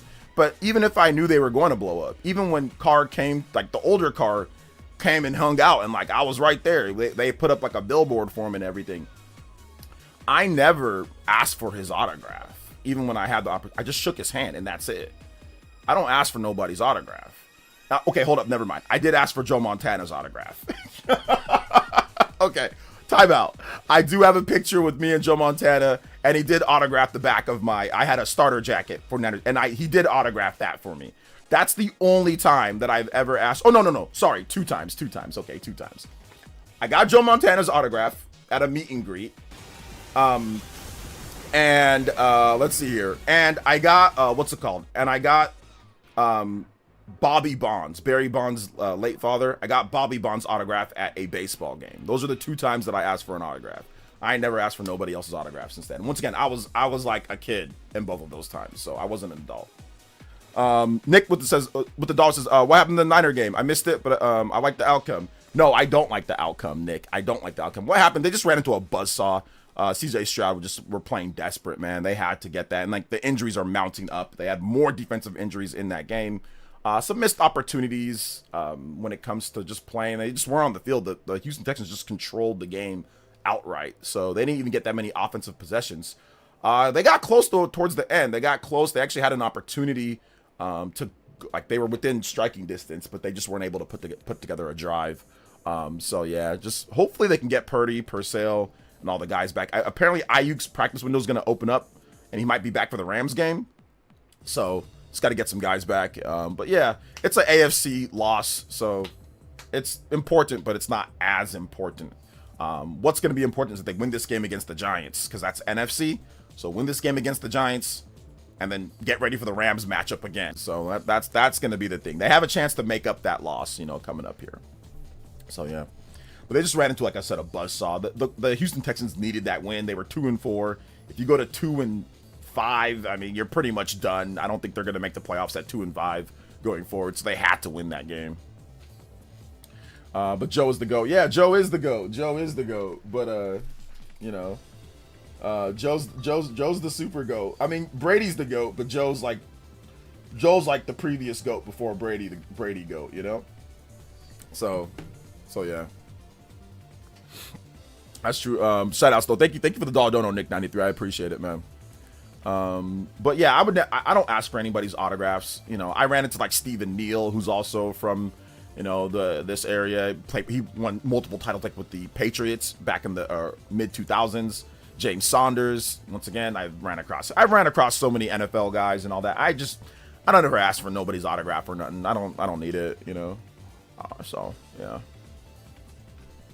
Let's see here. Nintendo haters in shambles right now. Pokemon Legends ZA is the biggest physical launch in the USA since Tears of the Kingdom bundles not included. I mean, here's the thing though, man. The thing about it is this. There's nothing, once again, critique the actual game. Critique the game. And I made a video. If you haven't seen my video, watch my video on this. Because I go in depth with the sales numbers and all that. But critique the game. Critique the game, critique that. There's no need in critiquing and being upset over sales numbers. Like, there's no need to try to fudge sales numbers or be upset over that. Critique the game. That's all you got to do. I don't understand why people are going crazy trying to sit here and damage control sales numbers for a brand like Pokemon. Just critique the game. You don't, and that's why I don't understand what some of these people. I mean, like I said, no shots to Nintendo, like I said, but like, this is what guys like him do the same thing. The thing that we're seeing right now, guys, is that we're seeing a lot of people's narratives about the Switch crumble. If you watch my video, you're seeing so many people on Twitter. If you're on Twitter, which I don't blame you if you're not, but dude, every single week, I just got a new Switch 2. My girlfriend bought me a Switch 2. My boyfriend bought me a Switch 2. My mom bought me a Switch 2. I won a Switch 2 giveaway. I got a new Switch 2. Oh my gosh, like, how many times do you guys, if you're on Twitter, you see it all the time. You see it all the time of people saying, I'm going to pick it up. I'm going to pick it up. I'm going to check it out. The narrative of it's a failure, it's flopping, it's not going to do well, the games aren't, like, it's crumbling underneath their feet. So the grift community, which Nintendo is a part of now, the Switch 2 grift community, is trying to find anything negative to make money. That's what it's about. Listen, and some people say it as a joke, but rent's due for these people. It's a way to make extra money. I work on YouTube. I know how much money you can make by having 100,000, 200,000, 300,000 views, 1 million views. You make thousands by doing this. This is not being done because they honestly feel some type of general way like Nintendo's going to get better. This is done primarily for money with these guys. I'm a YouTuber. I know how much money you make by getting views as high as they get at times. This is done for money purposes. It is not done because they are some type of concerned fan about anything. It's not. Because they didn't do this in the Switch 1 era. They didn't do this with the Switch 1 Pokemon games. They did not do this. This is done for money. And that's really what it comes down to. Because there's no point in complaining and trying to downplay and damage controlling sales numbers. Why would you damage control sales numbers and try to make it seem as if it didn't do well? That makes no sense. That makes zero sense to do that. You know? Outside of you think you can make money off of it. That's really what it comes down to. Now, if you want to critique the game, that's fair. I think that's perfectly fair. If you want to say the sales weren't good because the sales actually weren't good, that's also fair. For example, Final Fantasy VII Rebirth. We still don't know the sales numbers. They still didn't say anything based off of what we saw in Japan, based off of, obviously, it's not doing as well as Final Fantasy VII Remake. We saw the sales numbers there in Japan. We saw the sales numbers when it comes to NPD. You can talk about that. But if a game is doing well, and we know the sales numbers that came out, and it's on par with a lot of the other games, if not better, because you're not including digital sales into everything or the upcoming holiday, Why damage control that? That makes no sense. That's not a concerned fan. That's not a concerned fan. That's not someone that's trying to get changes made. That's just a salty person trying to make money off of YouTube. And their narrative is crumbling. That's really what it comes down to, you know? So yeah. Let's see here. ZA's been fun. Started off slow, but it's picking up. Yeah. Oh my gosh, it picks up like crazy. It starts picking up, and then like the nighttime battles, that starts getting kind of fun too, like the battle royale stuff. I don't understand why people thought Legends ZA was gonna have this combat plus Scarlet and Violet Legends Arceus Exploration and run on the Switch 1. Legends ZA is, in my opinion, nice 8 out of 10. I agree with that. Yeah. I don't know if 8 out of 10 is gonna be my final score, but I agree with that. You know. But I don't know if anybody actually thought that. I'm not sure. But I mean, Scarlet and Violet, that game launched, and you know, obviously that had way more controversy, in my opinion, because it didn't. I mean, maybe it had just as much controversy. But the controversy with Legends ZA is not coming from the actual fans who like to play Pokemon games. It's not. People that actually like Pokemon games are trying out Legends ZA and saying, oh, this is great. Scarlet and Violet controversy came from the actual fans of Pokemon, in my opinion. Because the problem was like the frame rate and resolution, or the frame rate really, and the bugs and glitches inhibited them from having as much fun as they should. You know, now once again, critique of the actual game itself in terms of, oh, I don't like the setting and all that, that is coming from fans, you know. But a lot of the stuff right now when it comes to Pokemon Legends ZA, it's coming from people who don't really care about Pokemon too much. Maybe they're just casual, but the actual core fans of Pokemon, they're really enjoying it. A lot of the core fans with less complaints. A lot of the core fans that played Scarlet and Violet had a lot of complaints, like serious complaints. You know, that were game inhibiting, game breaking complaints. Scarlet and Violet had game breaking complaints, like that I agree with. You know, Legends ZA does not. Now, once again, you might not like it as much, and that's fine. That's fair critique.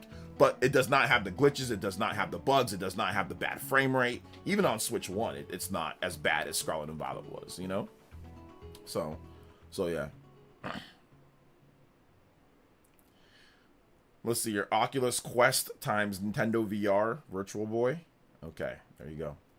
Legends ZA is a very fun game, but the city doesn't feel lively. Not really care about the graphics, but the buildings are flat. Not enough Pokemon in the decks. 230 needs more modes, and I can understand that too as well. But I mean, if you're looking at a Pokemon game, what Pokemon game has felt more lively than Pokemon Legends ZA? I mean, there's not much overall. Like, if you look at Pokemon Scarlet and Violet, I mean, kinda at times, but like the cities were so spread out. If you're looking at Pokemon Legends Arceus, definitely not that game. That game had one small village with barely any buildings, you know? So, I mean, if you're looking at Pokemon Sword and Shield, I mean, not really.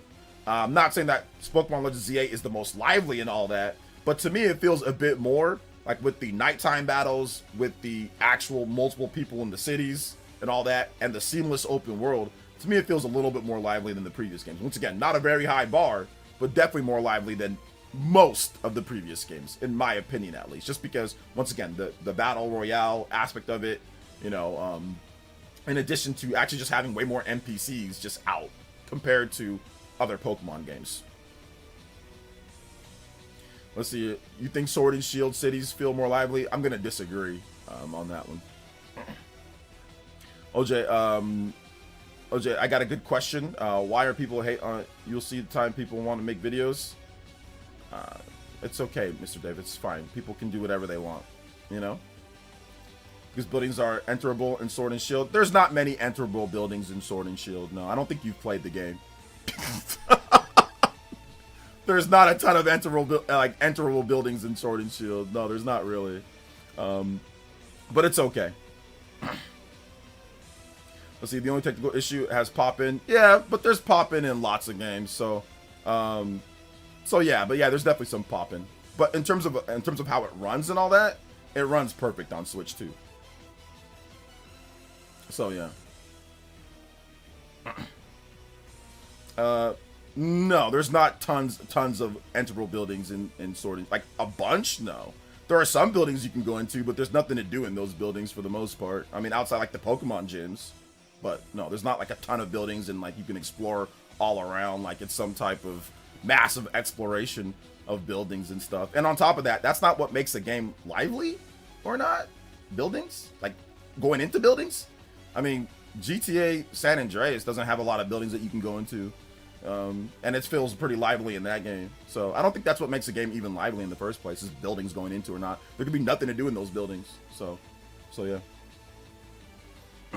But I don't know. Like I said, I played Sword and Shield, and I did not get that. Whereas it's like, oh my god, look at all these buildings I can go into. I didn't get that feeling outside of Pokemon gyms or stadiums.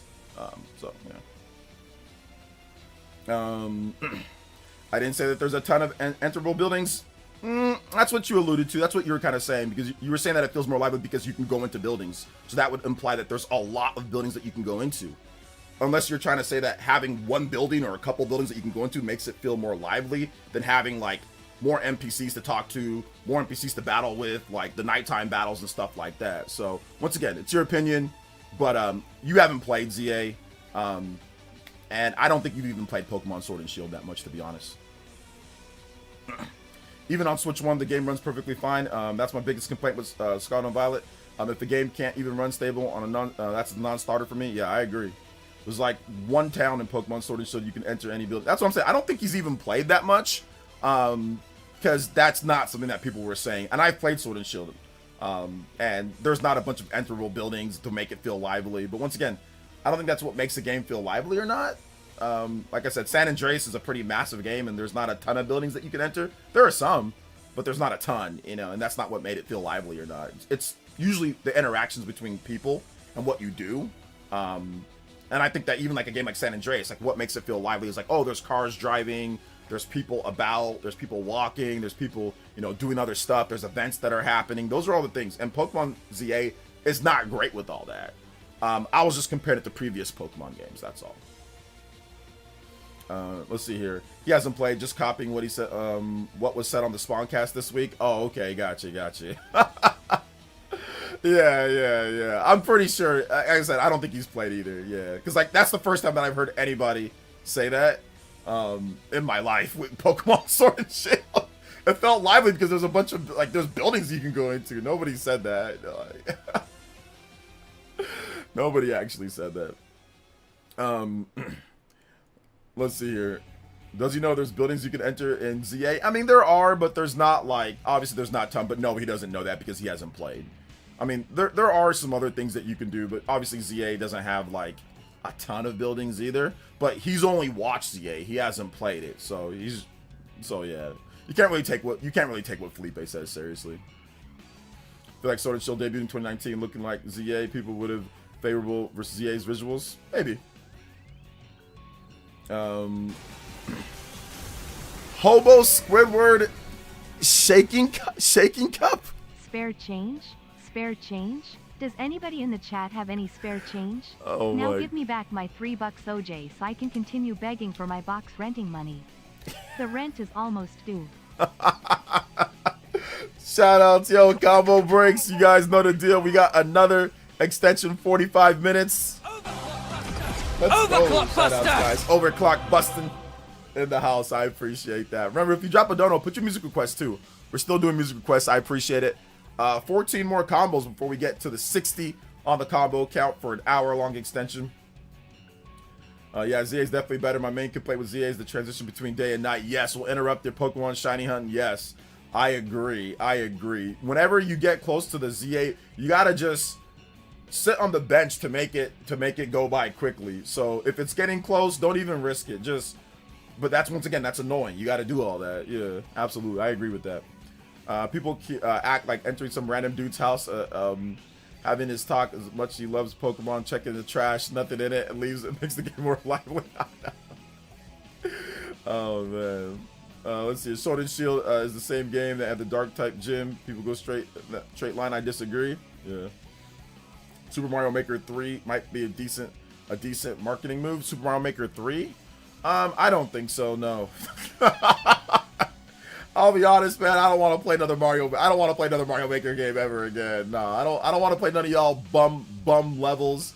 I remember I did a Mario Maker stream inputting 5,000 digit codes playing you guys' levels. Man, y'all got spikes everywhere. Y'all out here weird I feel like I'm replaying the damn Turtles game from the NES. where they all have the same headband like the comic book. Like, man, dude, that's the last time that I played Mario Maker. That was the last. Hell no, I ain't played no damn Mario Maker. I'm good, man. I'm good. I ain't played no Mario Maker, man. So I'll be honest, no. Please use that and make something else. Use that and make something else. I'm done with Mario Maker. I am done. I am done with Mario Maker. I don't want to play that game ever again. There's no point in playing the game. There's like no end goal. Like you beat somebody's level, ooh, I feel great now. Like what do you get? You don't get anything. It's not like a normal game like where, oh, I beat this level, I gotta get the 5 stars, or I gotta get the flagpole, or I gotta get this, or I gotta get a new badge, or a new whatever. Oh, there's these different power-ups, and it's like part of like a connected story, or it's just random levels. Like there's no point in playing it. It's worthless. Unless you're like a streamer, which I am a streamer, but like I'm not gonna be sitting here streaming people's levels all day in Mario, like these bum weirdo levels that people be making. I'm good, man. Y'all can do all that, but I'll pass. I'll pass. Please do not make another Mario Maker. Don't make another Mario Maker. Y'all levels suck. After one, yeah, I'm good. After one, I'd rather go back and just replay Wonder than go into play a level of Mario to play levels. Like I'd rather they got the new Mario Wonder DLC coming out. I'll play that. There's gonna be new levels. There's gonna be new content. You know, there's gonna be all sorts of stuff. That's cool, but I'm not playing people's levels, man. I ain't inputting no codes. I don't want to be a part of a random level generator. I don't like it. So no, no Mario Maker 3. Just play Mario Maker 2. You can make levels in Mario Maker 2. Switch 2's backwards compatible with that one, so you know maybe they can do like a double pack, Mario Maker 1 and Mario Maker 2, but I don't think there's even a need to do that. So just play Mario Maker 2. That's all you need. You don't need Mario Maker 3. We don't need no resources for Mario Maker 3. Put that into something else. Let's see here. They want to see you struggle. Yeah. Mario Maker always put on medium. You get better, more standard levels. I don't want to play people's... There's no point. What is the end goal? There's no end goal. Mario, to me, has always been about an end goal. I'm going to go save the princess. I'm going to go beat the Koopa kids. I'm going to go do this. I'm going to go, you know, whatever, see more of the Mushroom Kingdom. What is the end goal of Mario Maker? There's no, it's just playing a level. Like I said, it racks my brain. That's the problem. I've been playing Mario since day one. And there's always been some type of, oh, the princess is in another castle. There is no princess with another castle. It's just a bunch of random Mario levels. There's no point. So, no, I ain't playing Mario Maker. I don't want to play no more Mario Maker. I had my fill. I played Mario Maker 1. I played Mario Maker 2. I'm no more. No mas. No mas. There's no end goal. It has I know it has a campaign, but the campaign isn't like a real campaign. The campaign is weird. It's built towards Mario Maker style things. It's not like a real, you know, there's a big difference between Mario Maker's campaign and Super Mario Bros. Wonder, right? Clearly there's a big difference between that. Or like New Super Mario Bros. They're not the same. And we know that they're not the same. So, no, I'm good. I'm good. You can do that. Gamers have make worlds in Mario Maker 2. That's good for you guys. Go make worlds and play. But it's fake. It's fake. It's not real. I don't want somebody's made up world in Mario Maker. No, I'm good. I want an actual official release of a Mario game. I'm good. But like I said, you guys go have fun. Have at it. Go play Mario Maker. Good. Have fun. I'll pass. I'll pass.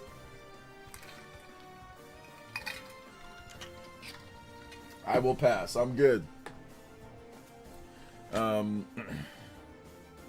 Let's see here. OJ, you can play Solis title theme. Yeah, I can play that for you. Thank you for the $2 dono, man. I appreciate that. Yo, getting close. What was that 48 on the board? Yo, we are almost at that combo breaker and just a bit away from the platinum streak. Let's go. 55 on the platinum streak. Let's go, man. But very close to the 60 combo break. Let's get it, man. 12 combos away. Let's go. It's all made up. The princess isn't real. That's what I'm saying. It's all it's not Miyamoto. It's not Koizumi. It's not the 2D Mario dudes. It's not real, bro. It's all fake from some guy, from one of you guys. You know what I'm saying? Some of y'all be playing in your dun-dun-duns, you know, scratching and I'm making a level. Like, nah. That's another problem too. I don't want to be playing levels from y'all being weird. Listen, this is weird. This is weird. But it's the same thing as my first person. I don't want to be playing levels for some random weirdos over the internet. Y'all ain't designers. I don't want to play. Some of y'all weird, bruh. I ain't trying to play Mario levels from weirdos. I don't know what some of these people be doing. You got some psychos, you got some crazy people. I don't want to be supporting their work. I ain't playing their levels because I don't know what these people be doing. Some of y'all be weird as hell. I'm not saying you guys in particular. I'm just saying some of these Mario Maker people like, oh, Mario Maker. No, man, I'm good. I can't. I'm good. I'm good. I'll pass. Like I said. Y'all have fun though. Y'all have at it. Y'all have at it. You know what I'm saying? You guys can enjoy. You guys can enjoy. I'll pass. All right, let's get this next track up here. So this title theme. All right, let's go. I know what I said makes no sense at all, Paper Moon. What I said makes zero sense. Like when I say the first person, people really don't understand that. They look at me like I'm crazy, but it's the truth. First person sucks. First person games are not my favorite. I'm gonna play Metroid Prime, and yes, I get nauseous. That's one of the reasons why I don't like him. But I don't need to see first person. It don't make no sense, bro. First person. There's no point. I'm already in first person. Now, if I was in third person where I control myself outside of my body, like Krang or something, or Kang or whatever, you know, he's like controlling a body. Like if that's how people were somehow built, if God made people like that, where they were built where we're controlling ourselves, like we got a brain outside and we got to control our bodies, so we see in third person, then okay, I would get that. But we don't. We're in first person already. I see my hands like first person. I don't need first person. There's no point in doing first person.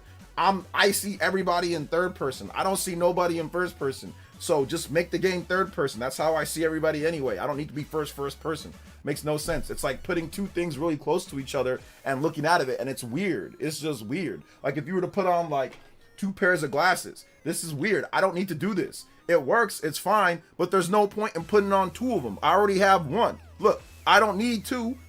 I just need one. There's no point. It's like putting on two pairs of glasses. There's no point in putting on two. Does it work? Sure. You can do it. That's fine. It's not that big of a deal, right? And it kind of looks like a design, but there's no point in doing that. I don't need first person, bruh. Look, it's the same. It's the exact same thing as putting on two pairs of glasses. There you go. Exact same thing. Shout outs to RSVGC. Thank you for the subscription, man. I appreciate that. What do I think of Pocopia? I think it looks okay. Made by I think it's made by the Dragon Quest Builders team too, so that'll be fun. Let's see here. So you don't think there's value in ROM hacks either? Nope. Well, no, there's value in ROM hacks for other people. If you want to ROM hack and play, sure, go ahead. Have fun. Have at it. There's still value in that for other people. But for me, am I going to sit here and ROM hack things? No. Nope. Nope. Not me. But if you want to, go ahead.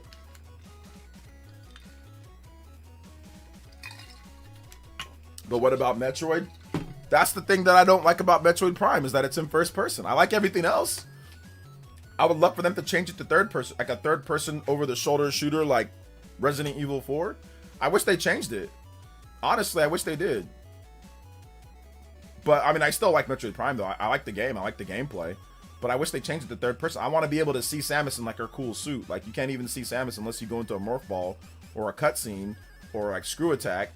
Think about how much easier it would be to do screw attack, or how much better it would be transition to do like morph ball, or how it'd be easier for Samus to do like more cool moves. With Metroid Prime, you're limited. Like first person limits Metroid Prime in terms of the amount of moves Samus can do and like what she can do because of the perspective. So if they made it like Resident Evil 4, or if they made it to where like that perspective, it'd be, in my opinion, it'd be better, and you'd sell more copies in Japan. And you can still make it really, you know, like you can zoom it close where it's almost like first person, but it's not quite. But you can zoom it in like when Samus shoots, and it'd be so much better, and I wouldn't get nauseous while playing. Like it would just be a way better experience. So yeah, most games should have the option. And speaking of the option, How about Resident Evil 9? Resident Evil 9 has an option to switch from first person or third person because you know the reason why they did that? So many people, think about this for a second, guys. So many people complained about Resident Evil first person that Capcom, by the way, this is not cheap or easy to do. You got to make the animations, you got to do, it's not like it's, oh, I can snap my finger and make a game third person. No, you got to plan it that way. There were so many complaints about Resident Evil Village being in first person. Capcom patched third person gameplay into Resident Evil. It's not just me. People said, oh, you're just being, you know, whatever, weave or whatever. No. Why would Capcom take the time, effort, and money to patch in? You know they wouldn't want to do that. Why the heck would they want to go back and patch in third-person gameplay to a game that's already done and complete? Because everyone was complaining. They had complaints over and over. People complaining, why am I playing this in first person? This is dumb. And they patched in third-person gameplay to Resident Evil 8. And then they made it standard in Resident Evil 9. That was supposed to be the whole thing, right? With the new Resident Evils. Oh, it's all first person. That's supposed to be like the big new thing. Yeah. Third game into the first person Resident Evil phenomena, they already patched it to where, or they already made it to where you can toggle. Think about that for a second. Think about that for a second. I like Dread. Dread's my favorite Metroid game. Metroid Dread and Super Metroid are my favorite Metroid games. Lingering Will with the $10 dono says we have Metroid Other M from the level of hate the game got. We never getting a third-person Metroid game. Hell, the Team Ninja developed the game. For your information, I'm an avid Metroid Other M defender. Well, the reason why that game got hate, not because it was third-person, it got hate because the portrayal of Samus. They didn't like how kind of like wimpy Samus felt and like her emotions. They thought that most people felt that Samus was like a stoic, you know, no fearing, you know, bounty hunter. And the portrayal of Samus in that game is what people didn't like. The gameplay was fine. The gameplay was great. I mean, if you can adjust to the controls, I mean, my hands are too big for a sideways Wii remote. So that's what I didn't like that about the controls. Like, they should have made it to where you can use a nunchuck, right? If you can use like a nunchuck controller. But outside of that, Metroid Other M is great. You know, the combat is fun. The gameplay is fun. I think people didn't have a problem with that. It was the portrayal of Samus that people got crazy about with that game. Thank you so much, Lingering Will, though. Thank you for the $10 dono. I appreciate that. But yeah, I mean, obviously, I think you're right. Like, I think Nintendo's going to be hesitant to make another third-person Metroid game. Although that's more like a third-person, like, the way that they did it, though, was weird because they made it to where it was like a hybrid. Like, it was like, if you move the controller this way, you can like zoom in and shoot first person, or you can zoom in and shoot. Like, it was weird, right? So I think if they do make a third-person Metroid game, they'd probably follow more of like a Resident Evil perspective and all that. And they probably wouldn't do it like they did it before. So, what's up, DC Gaming? Thank you so much, Lingering Will, with a $10 dono, man. I appreciate that. OJ, would you say for the sake of Metroid Prime advertisement, Nintendo should have bit the bullet and just allowed Fortnite to feature Samus Aran this one time? I don't think it really would have mattered one way or another. You know, Fortnite's Fortnite, but I don't think you're going to get a bunch of people that say, oh, wow, look at this person, and then all of a sudden say, I want to play Samus, or I don't think there's going to be a lot of that, you know, when it comes down to it. But, I mean, maybe, but I don't know. I don't think it's that big of a deal. Let's see here. But the trade-off is arguably more immersive in first person, but it's not. But people say that, but I don't know how it makes it more immersive. Some of the most immersive games in the history of gaming are not in first person. So I don't think first person makes a game more immersive. Mass Effect is more immersive than every single first person game that I've ever played in the history of first person games. I don't think first person makes a game more immersive. Mass Effect is fantastic. Resident Evil 1, that's not in first person. That's pretty good. Resident Evil, the remake. Resident Evil 4, that's immersive. Resident Evil 5. Metroid Dread is crazy immersive. And that's a 2D side scroller. So I don't have this opinion, and I'm sorry for my green screen bugging out. I don't have this opinion that first person makes a game more immersive. I'm already in first person. I'm already in first person. I don't need 2 times first. You guys got me out here ranting this morning. I don't need 2 times first person. I'm already in first person.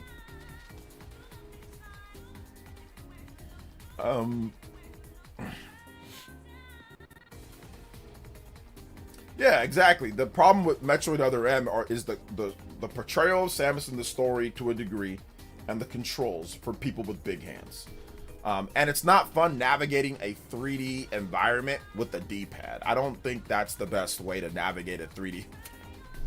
I just don't think navigating a 3D environment with the D-pad is fantastic, you know? So yeah.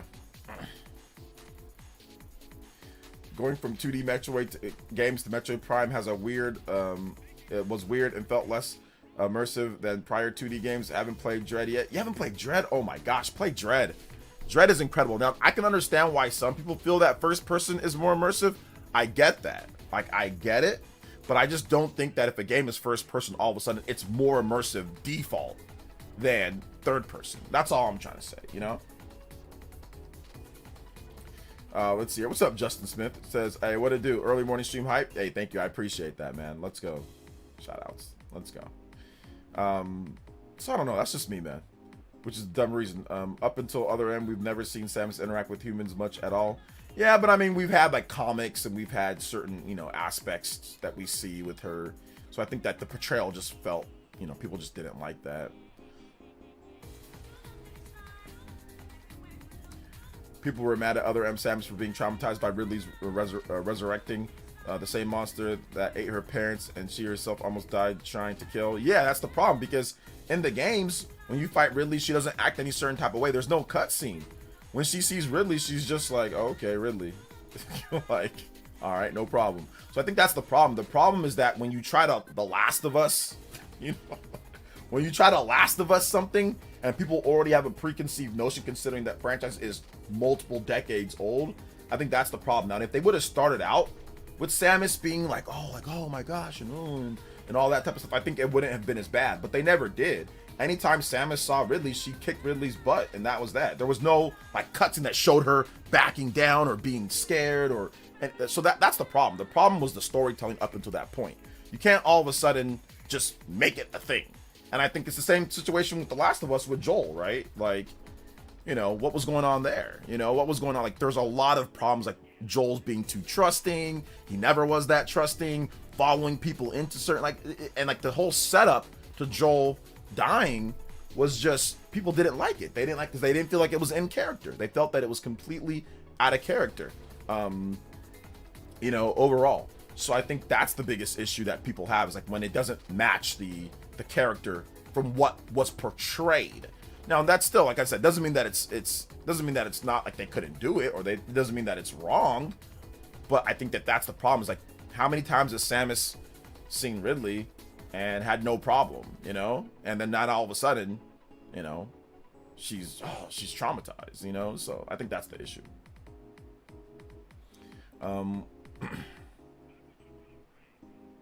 I think the immersion comes from the game. Games was originally before the change. In case Resident Evil, it was third person, but going to first person catch new fans, that wasn't gonna go well.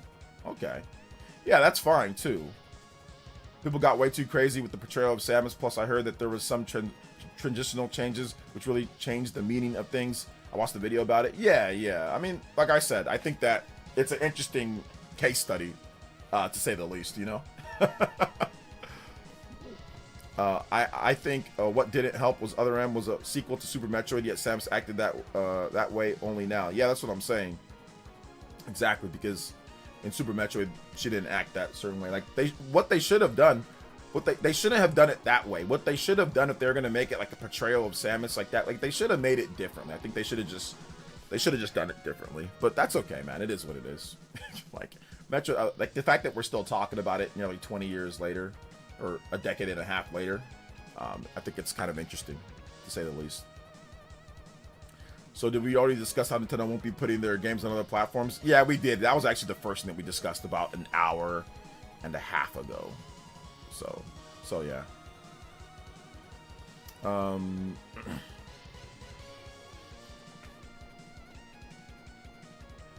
Let's see. It's funny because that bit on The Last of Us 2, they are literally scouting for strangers who might be a threat near the town. They just follow the women back to the cabin with no question. That's what I'm saying. Like, it just doesn't make sense. Like, they were trying to force feed the situation that happened with everything. On top of that,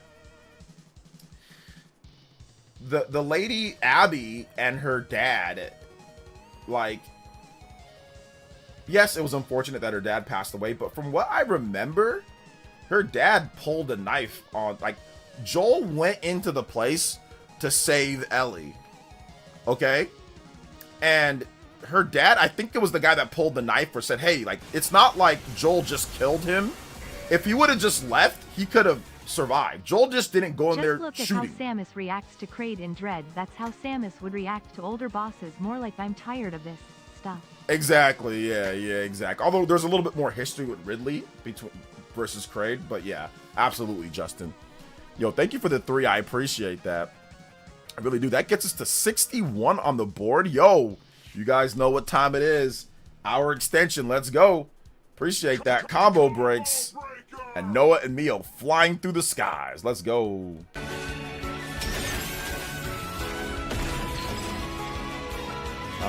Hey, shout out to Yak Diesel. Appreciate you, man. 2-hour meeting. Hey, thanks for coming out to the stream, brother. I appreciate you. Let's see. It's immersion in the sense that we can see the world through Samus visor. 2D just doesn't have the level of immersion. And Dread is my favorite Metroid game. Through the visor, like you can see the hold on, let me read that again. We can sense that we can see the world through Samus visor. 2D. We can see the world through. I don't need to see through a visor. Why do I need to see? I can see the same world that you. I can see the same exact world that you see. There ain't nothing that I can't see that's not on the screen. What are you talking about?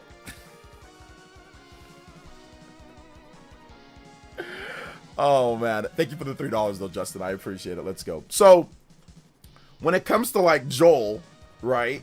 Joel just wanted Ellie back. None of those people in that room had to die. Joel just, if they would have just gave Ellie to Joel, none of them would have died. But once again, it's very important to cure the disease, right? People, I mean, if it's the classic save one to save many, or just save one and still have this disease running rampant, right? So I can understand why some of those doctors would defend that with their life, because this disease has completely destroyed society. It's completely ruined everything, taken loved ones. It's terrible. What would you do to defend that, to try to do this so we can cure everybody, right? So if I was a doctor there, I probably would have laid down my life too, right? Because the life of this one person compared to everybody getting a cure for this, obviously the choice is easy to make. Any of us would probably say, yeah, we need to sacrifice one person so future generations can live and live properly, you know?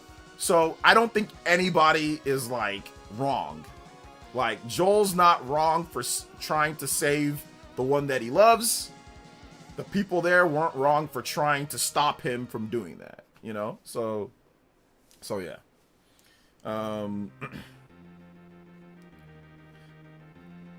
I can clearly see now the rain is gone. Yo, let's go, Cybertaurus.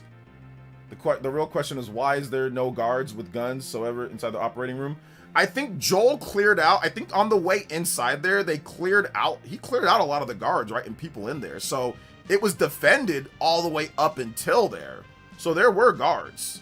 Let's see here. It says, well, Nintendo is more immersive with his content and his videos than you. Hence the views. More immersive. Oh, there we go. I think the views come from people just like negative. Negative news gets way more views than telling the truth and being positive. So I don't think it's about being more immersive or not. But once again, I'm honestly, man, to keep it a buck, I'm not sitting here and being angry or anything. That's great for his views and all that. But I mean, at some point, that's gotta, like, are you gonna just be negative and be crazy the whole time, like the whole generation? The cool thing about my channel is that I don't gotta change my tone. I don't gotta change my content. I don't gotta change nothing. I can be me. I can tell the truth and be honest, and I can still do what I'm doing, and I can still pay my bills. I can still have my house. I can still enjoy what I'm doing. I don't gotta wake up hating life and hating gaming. I don't gotta wake up being upset and angry. So that's cool. Good for him and his views in terms of the immersion for views compared to mine. But I don't think I'm doing worse than him in life. I think I'm doing just fine though. I think I'm doing just fine when it comes to what I get and all that. So I got a great supportive cast here of people that support my stream, and I think I'm doing just fine. I mean, like I said, I don't know where he lives or I don't know what he's got, but I think I'm doing all right. But I appreciate that. I appreciate it. Let's see here. Is Abby wrong then in your opinion? Is Abby wrong? Yeah, Abby's wrong just because I don't like her. So, yeah. Let's see here. How much longer will you stream? I'm going to stream for like another maybe hour or so. So, yeah. Let's see here. Last of Us plot aside, does the character... yeah, plot aside, I think that the game's fantastic. I like The Last of Us Part 1 and Part 2. I think they're both great, but yeah. In my opinion, Ellie is the real villain in Part 2. She's absolute monster by the end of the game. I mean, it's the same thing as Abby was at the beginning. You know, Abby needed to get her revenge. Ellie felt like she needed to do this, but yeah, I mean, that type of lifestyle will make you into a monster doing that. Absolutely, it would. It's going to be hard to be negative this whole generation going into be a long one. Yeah, that's what I'm saying. Like, people did the same thing with the Switch 1. I think that's what a lot of people don't know. Guys like, I think Jameson was probably joking around, but even if he's not, as a content creator, waking up and being angry about video games, it's not something easy to do. If you're a real gamer, if you grew up playing video games are supposed to be fun. When you become a content creator, you become a content creator to talk about fun. It's not because, oh, I'm going to make a lot of money, or I'm going to do this, or I'm going to do that. You do it because it's fun. This is your passion. This is your hobby. The type of mental anguish, and like I said, this is going a little bit psychoanalytical, but the type of mental anguish that if your hobby is deteriorated to the point to where you are going to be negative for money almost in every single video because you have to be, because rent must be due, I don't wish that on anybody. Like I said, that gnaws on you as a content creator. It really does. Now, non-content creators, maybe you guys wouldn't know because you're not a content creator, so you don't know the analysis of doing that. But I can tell you right now, waking up every day and looking for something negative about a company that maybe you liked or you used to like or whatever, that gnaws on you. That's not fun. It's not fun. Sure, the money's good coming in, but I'll take my mental health and the money that I do get and lower views for my mental health. I really will. There's been times when I've been negative in a lot of my videos and stuff, and it sucks, man. It's not fun. I'll take lower views. I'll take my streaming and people supporting here. I'll take my other businesses that I have that protect my mental health over waking up and having to damage control Pokemon Legends ZA sales numbers because I'm angry that it crumbles my narrative. Good for your views. Good for his views. But his mental health is probably shot because everything that he loved, he hates now. Not me. I get to wake up. I get to enjoy Donkey Kong. I can enjoy Mario. I can enjoy Hyrule Warriors. I can enjoy Kirby. I can live stream and react. People support. I'm having fun doing this. I don't got to wake up and be angry. But like I said, you realize that sooner or later that lifestyle is super unhealthy. Very unhealthy. I'm the happiest that I've ever been because I wake up. Now, once again, we still critique.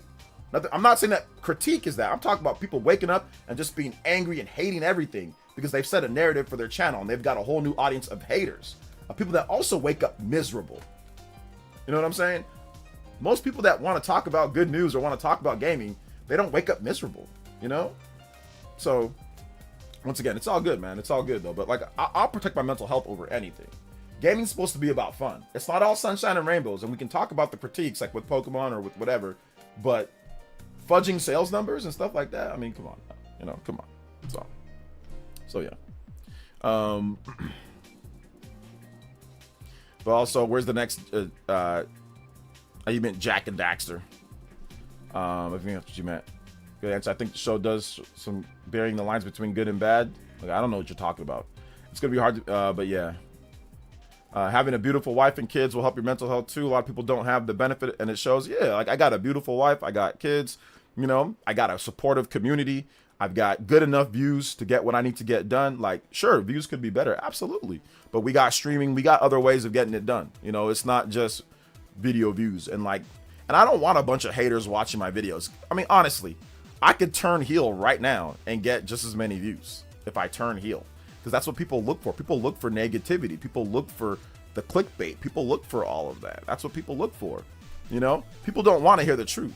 Some people do not want to hear the truth. They want to hear what plays through their emotions, you know? So here we tell the truth. We tell the truth and we be honest about it. There's another reason why a lot of people don't live stream. You ever wonder why grifters don't live stream as much and why they don't do debates with other people? It's because their views that are heavily biased and heavily slanted towards being insane, they don't want to have to go up against that. Me, I take on all challenges for the most part. You want to come here and talk? We can discuss things. You want to put some money on it? We can put some money on it, you know? So for me, I protect my mental health, man. For me, I talk about, like I said, I say the truth. And whoever wants to accept that, they can accept it. Whoever doesn't, they don't. But it's all good, you know? I used to be 100% negative, dude, for like a decade. It eats inside of you, and you're so... That's what I'm saying. Like, imagine waking up and being angry with your passion every single day. I mean, I've been a negative dude before my past, too. And it sucks, man. It's not fun. It's not fun at all. But yeah, looking for something to be raging about, looking to damage control sales numbers, looking to be angry every single day in your videos, it eats at you. But enjoy a couple $1,000 that you're gonna get. Enjoy it. But I mean, I don't know if it's worth the mental health trade-off. But it's all good, you know. It's all good. Even antidepressants didn't quell that negativity. Yeah. You got to surround yourself with positive stuff, man. Like I said, there's nothing wrong with critiquing, to be fair. But you got to surround yourself with positive people, with positive stuff. Like I said, not all sunshines and rainbows. There's a yin and a yang in this piece. But like I said, some of these creators, they just wake up and look for something to be mad about because it makes them money. I'm so glad. I thank God that I don't have to do that. You know, like I'm thankful that I do not have to do that, because why do I want to come here and be angry and upset all day? Like, that don't make no sense, you know?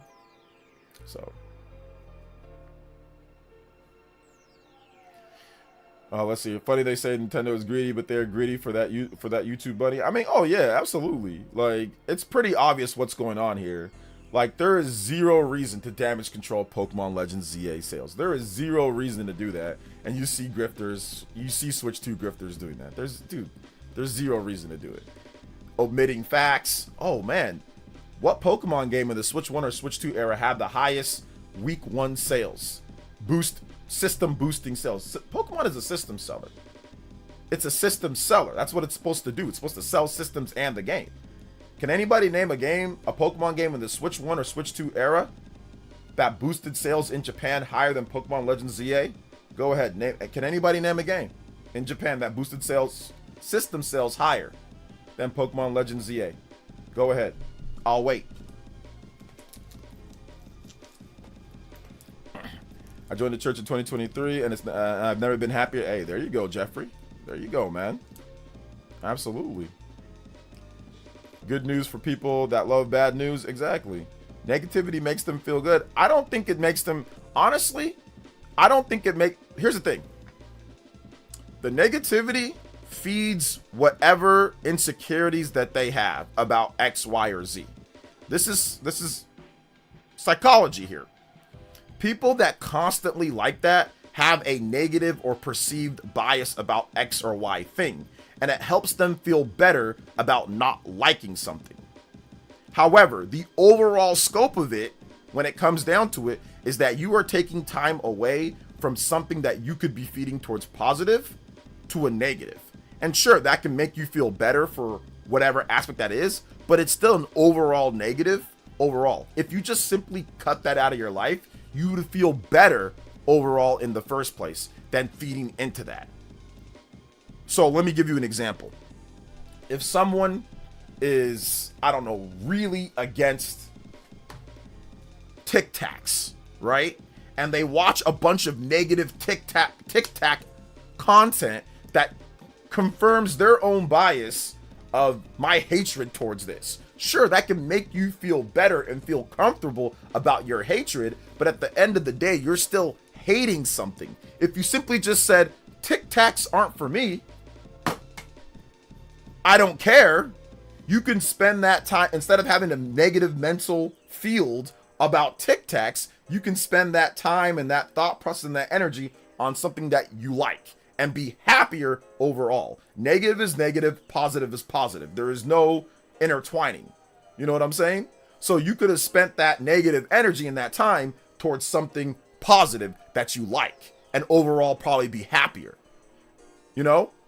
Or that time could have been spent doing something else that was more positive or better, working out or playing a game or doing whatever. So it's a net negative no matter what. Sure, you're you're making yourself feel better within the pit that you're already in. You know? That's really all it comes down to.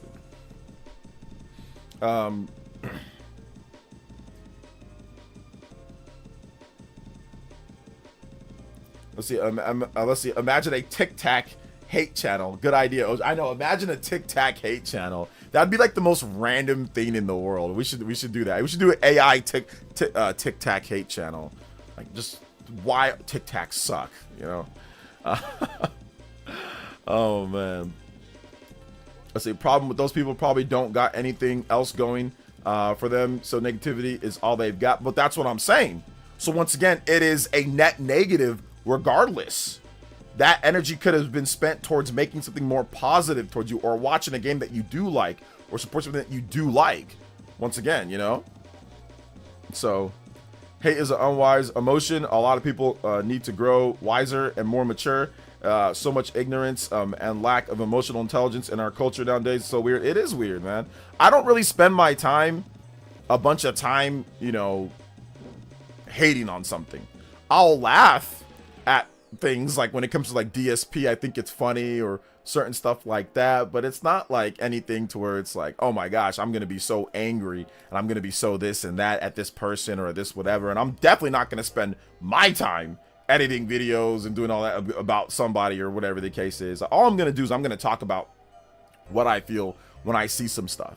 I'm gonna talk about it in that type of way. But like I said, if you guys have not seen my video on you know, on Switch to on the Pokémon ZA, check out my video on that. You know, check out my vid. I thought it was a pretty good vid. So, and I got a lot more upvotes than my last video. The things are getting out of control with Pokémon ZA. That had like 176 dislikes. This video doesn't have that many, although it's just started, but it's only 37 dislikes. So it's not that bad. It's not that bad. People seem to understand where I was coming from. Not gonna get super crazy views, but it doesn't need to get super crazy views. So if you haven't seen that video, check it out. Let's see here. I haven't tuned in for a while. How have you been? Nice fade, by the way. Thank you. I appreciate that. I've been good, man. How have you been? I have been good. How have you been? I have been just chilling like a villain, you know? Just chilling, hanging out, editing, working, doing what I gotta do, you know? Let's see. I need that money. I really need that money. Let's get some support. One kick. Let's get some super chats. Yeah. Come on, guys. Come on. Let's go. Let's go. Let's go. Come on. Shout outs. Speaking of that, yo, let's get to 100 on the combo board. Overclock. Come on, guys. Come on. Please. Please. Oh my gosh. Bro, that DSP short you did with him getting that one up on the Mario Galaxy had me straight dead. Oh my god, yeah, that was hilarious.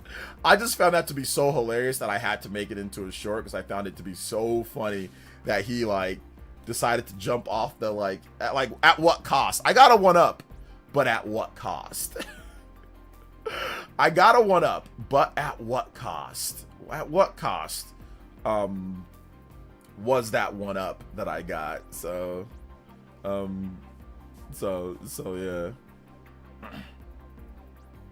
At what cost? Hey, what's up, the Great Wall? Welcome. What's up, OJ? You listening to Tripster? Whether be tripping on drugs, bro? Nintendo on PS ain't happening. No.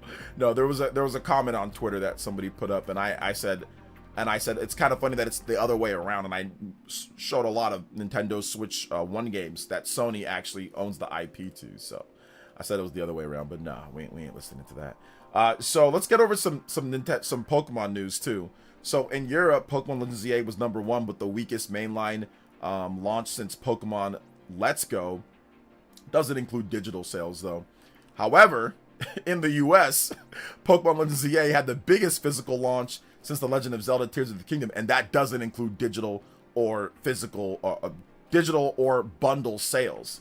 So Pokemon Legends ZA is doing really good. Essentially, that's what it is. It's doing really good. And like the exclusion of digital sales, I think that's the problem. The problem is the exclusion of digital sales, because like everybody's like, yeah, Nintendo's not completely digital yet, and I'm glad that they're not 100% digital, but man, Pokemon Legends ZA is #1 on the Switch 1 and Switch 2 eShops. So you can't discount the impact of digital sales. So like, while we can talk about, biggest launch and, physical launch, and we can talk about that, without the full picture of actually having digital sales numbers, it's kind of hard to say, okay, make one broad determination or not, until we see what the Pokemon company says, until we actually see the digital sales included. But for right now, yeah, not bad at all. Big launch here in the US. Apparently, like I said, it's the biggest, and the US is obviously the biggest market in the world for gaming, when it comes to console gaming, at least. I don't know about like mobile gaming and all that. So yeah, Wargroove's not a bad. It's like Wargroove's like Advance Wars and Fire Emblem kind of combined. Yeah, it's not bad. While the sales of Pokemon Legends ZA were not as big in some of the Pokemon company's other releases in Europe, Pokemon Legends ZA has had a massive launch in the United States. Matt Piscatello of the U.S. sales tracking firm Circana has said that the launch week physical units and dollar sales of Pokemon Legends ZA were the biggest for a new physical game launched since The Legend of Zelda Tears of the Kingdom for the Nintendo Switch back in May 2023. So, largest physical launch. And I think that's all systems, right? That's all systems. I don't think it's just Nintendo. So yeah, there you go. Big physical launch. So I expect it to sell really well this holiday. I think the game is going to sell incredibly well this holiday season. That's the big thing that I think is interesting with this, that some people aren't bringing up, is that the fact that Pokemon usually launches in November. If you have out of all the Pokemon games that we have on Switch 1 and Switch 2, when it comes to mainline titles, Let's Go, November. Sword and Shield, November. Scarlet and Violet, November. Arceus, not November. That was January. But then Scarlet and Violet, November. Or did I already say Scarlet? I already said Scarlet and Violet, November. So, and then now we have Pokemon Legends ZA. That was in October. So we usually have them in the holiday. The fact that this game did as well as it did, it's right on par with the Sword and Shield, or right on par with, with Pokemon. It's over Pokemon Let's Go, but it's right on par with Arceus. It's right there. It's right around there. Less than 1 million units for some of them, 200,000 units, whatever the case is, right? And like I said, we still have the bundle. We still have the holiday coming up. To me, that's super, super impressive. Especially if you look at the system sales that it helps garner the system sales. So it's doing well. Anybody saying otherwise is just, I don't know. Like I said, rent must be due. Do you think Kirby will sell well? The game looks great. I mean, what's the definition of selling well when it comes to a game like Kirby Air Riders? Like, what's the definition of selling well? Will it sell 1 million? Will it sell 2 million? Will it sell 3 million? I don't know what it's going to sell. I don't know how well the game is going to do or not. I really don't, So. Oh yeah, Brilliant Diamond Shining Pearl. Also that game also launched in November as well. So yeah. Funny things about the whole ZA sales situation is that these people are trying to say that the sales are bad and fail to realize that while it's mainline, it's not the core mainline like Gen 10. Yeah, it's not core mainline like Gen 10. If you put it against, like, let's just say non-new core mainline, it's above Let's Go, Pikachu, and Eevee. Obviously, it's on par with Arceus. It's a little bit about 700,000 units, but once again, that was before the holiday. People are going to be picking up the game. They're going to be buying it for the holiday. Or sorry, that was after the holiday for Arceus. So people that wanted it bought it.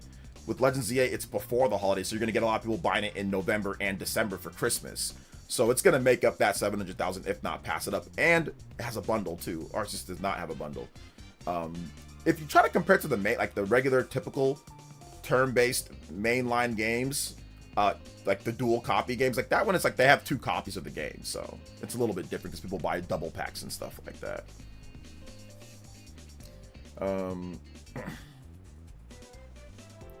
A new Resident Evil that is first game is like the first games would be really nice. A new Resident Evil.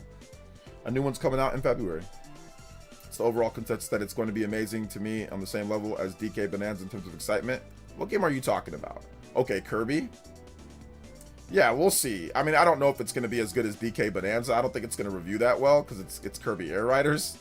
I think it's going to review like in the 70s, maybe like low 80s. I'd be surprised if it reviewed higher than like an 85, but I really have no idea. Like, let me check out the online gameplay. Let me check that out, and then maybe I'll have a better idea. So yeah, I'm not sure. You know, I'm not sure how it's gonna go, but we'll see. I'm gonna buy the game. I'm looking forward to the game. So I'm looking forward to it a lot.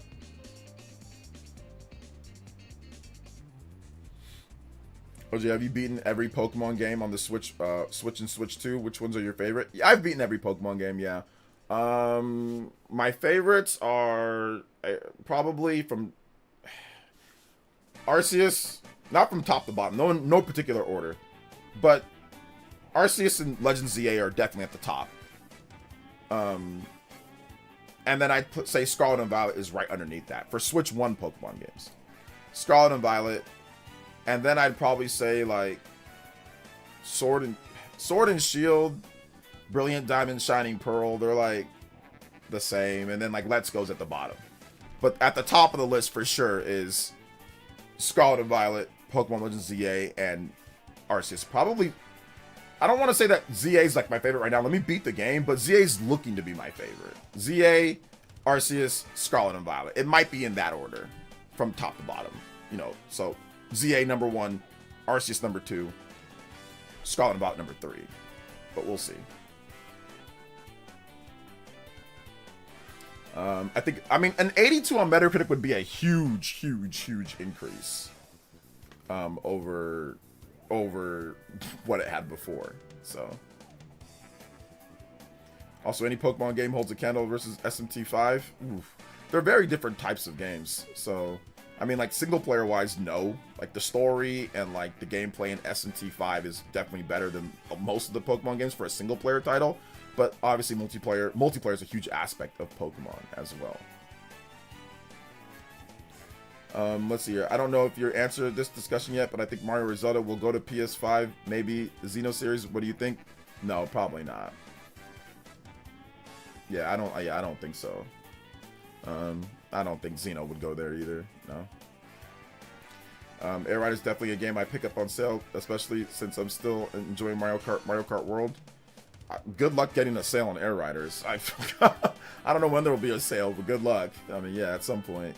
Mario Kart World's great. It's fantastic, but I definitely am looking forward to playing Kirby Air Riders. Like, I want to see Sakurai's greatest. You know, Sakurai, like I said, he makes a gamer's game, man. So I like what they're doing with Air Riders. I like the gaminess of Air Riders. I like the amount of content that it has. I like what they're doing overall, like with the different modes and stuff like that. So I'm looking forward to it. Hopefully we'll see something about Xenoblade next year. Perhaps Xenoblade Chronicles X2. No, there won't be any Xenoblade Chronicles X2. No, that's not happening. I'd be happy to see updates on Xenoblade Chronicles 2 or 3 on Switch editions. Yeah, we'll probably see something from Monolith Soft next year. It might not even be Xenoblade. It might be a brand new IP. We'll probably maybe get some updates, but they're not making Xeno X2. It's like the worst selling Xenoblade game, so they're not going to make that. Justin with another $3 dono. Let's go, Justin. Air Riders will probably sell better than the first, which was 1.3 million. Also, I can't wait for people to play it and realize it's not a kart racer. Lol. Yeah, that's true. Well, I mean, they're gonna call it like a kart racer because you're on a device and you're driving. So they're gonna call. I mean, and it's not like Gran Turismo.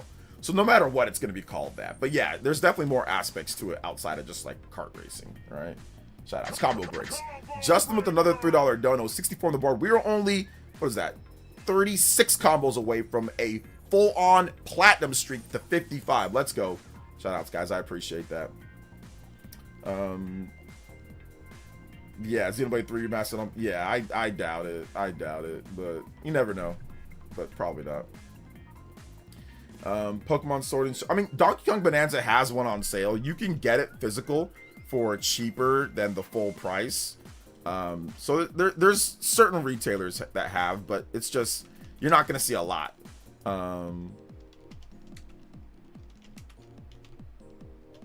It's like I think like on Amazon, I think you'll probably see it for cheaper. Like you can get Donkey Kong Bonanza for like you can get it like for like $62 or something like that. So you can get it for a little bit cheaper, but the chances of you getting it for much cheaper is, you know, probably not a thing, you know. So yeah, probably not a thing.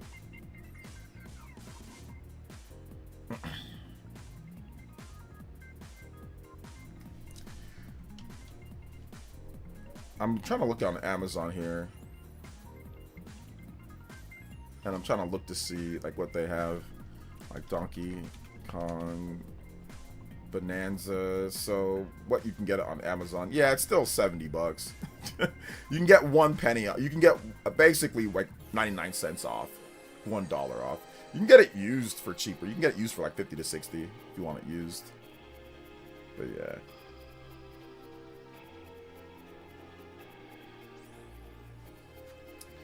But yeah.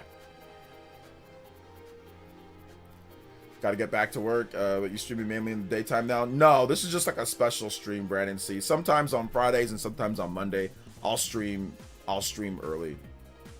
Thank you, Prodos. I appreciate that. Need Black and White remake on Switch 2 ASAP. If it's like Brilliant Diamond and Shining Pearl, some people might get upset. But yeah, Sword and Shield is my favorite. Did everything I want a Pokemon game. Yeah, Sword and Shield. I think Sword and Shield sometimes gets some unnecessary hate. But no, it's good. Sword and Shield's not bad. It's just I just enjoy Arceus and Scarlet and Violet and ZA a little bit more. Sometimes you'll see the European versions of games way cheaper. Yeah, European versions of games for some reason. It's because you guys have those ghetto box arts, you know, like the box or those ghetto rating systems. Some of them are ugly as heck, you know.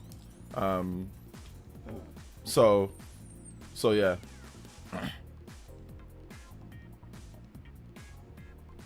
So some of those are really, I think it's the box arts for sure. Box arts for sure.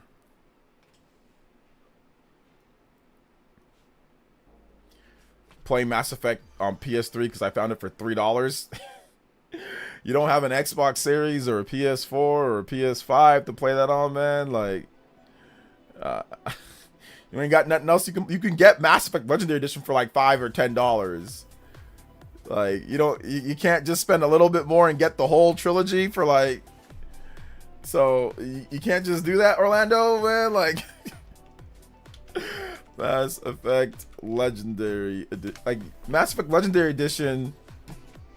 It's like $8. You know. It's like $11. It's like you can get it for it's like $10 at some places. Like it's so cheap. You can't just get the legendary, spend a few more dollars and get the legendary edition and get all the games in 60 FPS plus. You got it because it's $3. Like some of y'all be having that Steam brain, bro. Some of y'all be having heck even on Steam it's cheaper.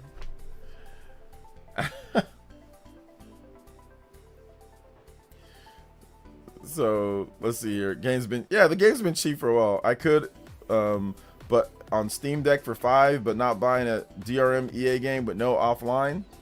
You don't got PS4. You don't got Xbox One. Like you don't got a PS4 or Xbox One. That's the most ghetto way to play, man. I've played every version of Mass Effect. The PS3 version of Mass Effect 2 is by far the most ghetto version of the game. It was the worst frame rate, and it's the most ghetto version of that game for sure. So like you ain't got a PS4 or Xbox One. I mean, like, you ain't got that, fam. Like, just get it on there. You have a way better experience. If you play it on PS4, it runs at 60 FPS and 1080p. Why would you play it in 20 frames per second? Why would you play it in 20 frames per second when you can have just as cheap of an option? Like, you add a couple dollars to it and you can get yourself the way better game. Justin with the 3. Also, the reason I say 82 max Metacritic is because from everything I can see compared to the original, you can tell he saw all the rough spots and found a solution to them. I mean, the first one only had Kirby pretty much and barely any copy abilities. True. I think that's one of the biggest things with Kirby Air Ride is that people see the value in it compared to maybe back then. You see all the different characters, you see all the different riders, you see all the different content, you see all the different gameplay options. It's definitely the ultimate version of Kirby Air Riders. It's Kirby Air Riders, Kirby Air Ride Ultimate. That's what it is. It's the ultimate version of Air Riders. Although it doesn't have every single character in the Kirby universe, and it doesn't have, does it have every single stage? I don't know. It doesn't have every single stage in the Kirby universe, but I think it has all the stages from the first Kirby game, right? From the first Kirby Air Ride. So yeah, this was definitely him putting it all into this game, and I like it. 67 on the combo board. Let's go. Thank you so much. I appreciate that. Let's go. 33 more combos, and we can have a platinum streak 54, guys. We do have a marathon stream this week, I think. If I can't get it done this week, we'll do it next week, or we'll do it this weekend. But we do have a marathon stream this week. I don't know what day it's going to be. I think we're going to probably shoot for Thursday. So tomorrow I'm going to talk with my wife to make sure everything's good for Thursday. We'll have to wait and see. But I think we're going to shoot for Thursday for the marathon stream. So we'll have games that you guys can pick on Wednesday. I'll take a day off beforehand. So I think we'll shoot for Thursday for the marathon stream. So it's going to be at least a minimum of 4 hours plus of gaming. And then we can probably 4 hours. Then we can extend it out based on like how we do in terms of like members and stuff like that. So need Mass Effect Legendary Edition on Switch 2 ASAP. Yeah, that'd be nice to play portable. For the sake of argument, if Nintendo was gonna put a game on another platform, what will it be? I probably think they might put some of their classic games on like a different platform, like a you know, like a digital, like Steam, and put like, I don't know, like Sunshine or something like that on something. I think that could be it. Would you hate a new Resident Evil game that uses classic HD pre-rendered graphics and advanced fixed camera angles? Yeah, I'm not sure if I'd love that. I mean, it'd be okay, but I'm not sure if I'd love it. I like Resident Evil 4, Resident Evil 5. I like that style. Let's see here. Places whatever combo breaker lands on the end of up the stream. What the Metacritic score will be for Kirby Air Riders. Oh man, whatever. Okay, guys, yo, we need to get the combo breaker up. We gotta get the overclock up if that's the case. We can't be having a 67. That's not good. Oh man. Zelda the movie, the video game. Zelda the movie, the video game. There you go. Bayonetta. Yo, Joe 9K says, all right, I got you on that one. 87 for Kirby Air Riders?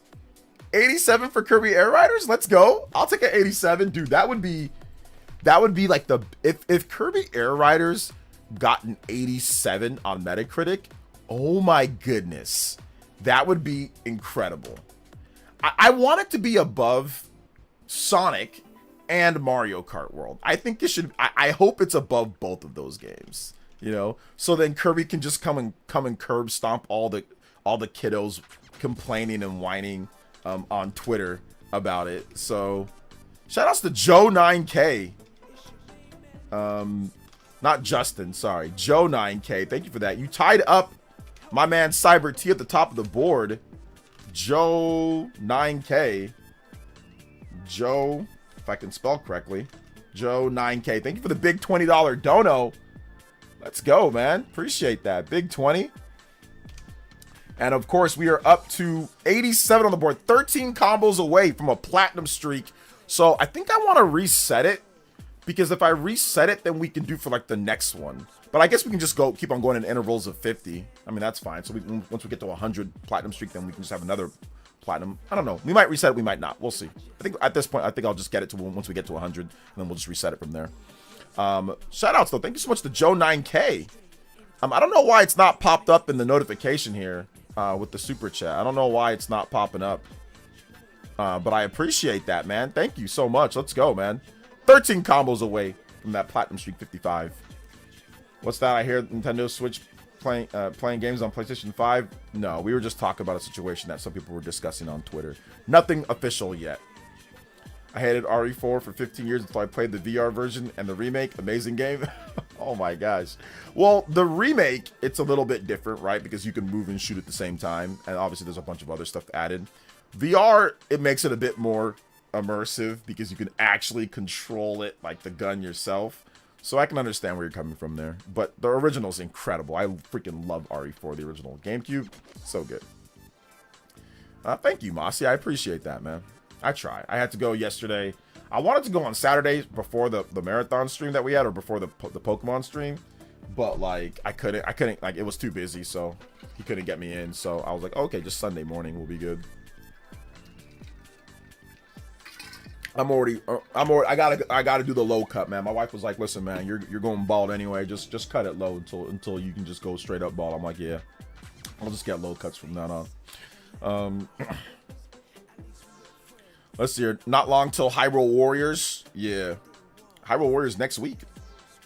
Next week for Hyrule Warriors first. I like when Nintendo does that. I'm a huge fan of I hate the end of the month. When a game says, I'm coming out on April 30th. I'm coming out on, March 29th. I hate that. Don't y'all hate that? I freaking hate it. I do not like when a game comes. Oh my gosh, I do not like that. I like the game to come out at the beginning of the month. The first week of the month, baby. Now, if it's like one or the first or the second or the third, okay. But I want it that first single digits in the month. I don't like when I gotta wait till that very end or like the third week. No, don't give me that, man. Give me the first week, baby.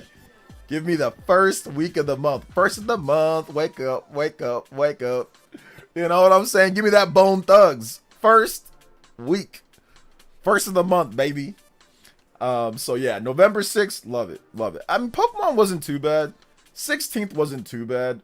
But the thing about the 16th for October, it felt not the best.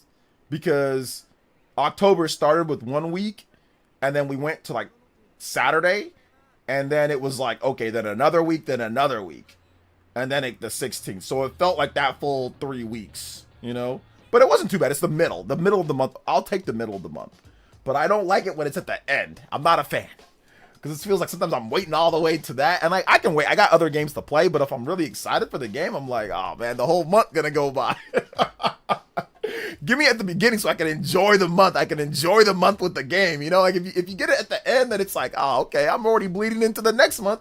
There might be another game that I'm excited about. So give me it at the beginning of the month so I can enjoy the game for the month till the next game come out, Oh man, Warriors, Hyrule Warriors and Harmony. Oh man. So yeah. Only game that might come over PlayStation Tetris 99. Obviously, it's just stocked holiday games released for the system like the Switch 2. This is the best that I've seen Nintendo do probably since first party wise. This is the best that they've done in a while. Maybe the Switch 1 era, I don't remember, but it's the best that it's done in a while. Let's get the platinum, enjoying the streaming while at work, just listening. Yeah, a lot of you guys are watching, tuning in while at work, so thank you. I appreciate that, Just don't get caught, of course. But a lot of you guys are efficient workers, multitaskers, smart people. Combo breaks, 92 on the board, 8 combos away. Let's go. Shout outs, guys. I appreciate that. Thank you for the support, man. We are almost. Let's go. Thank you, Initial J. I appreciate you, fam. Cosmic Invasion, December 1st. Yeah. And Metroid Prime 4, December 4th. Let's go. Beginning of the month. Hyrule Warriors, beginning of the month. Kirby's not too bad because Kirby, I like that. Now, the only way that I say the end of the month is that if you've got 2 games that I'm really looking forward to playing, okay, no problem. Tag team. Sync Attack. Hyrule Warriors. Boom. Sync Attack with Kirby. You got a single player focus game at the beginning of the month. You got a multiplayer and single player game at the end of the month, endish of the month. No problem with that in November. You got family, you got Black Friday, you got holidays, you got, getting ready for Christmas or holiday, whatever holiday you're into, or no holiday at all. festive time period, it's great. The weather's good, or what's cold. Well, some people weather's not good, but here it's good. My wife hates it. She's already freezing because she doesn't like super cold weather, but I love it. You know what I'm saying? I wear shorts and t-shirt in this weather, so I love the weather. The games come out.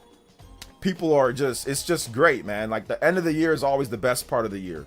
Summer, some people love summer, but not me. It's too hot where I live. I'm not a big fan of summer.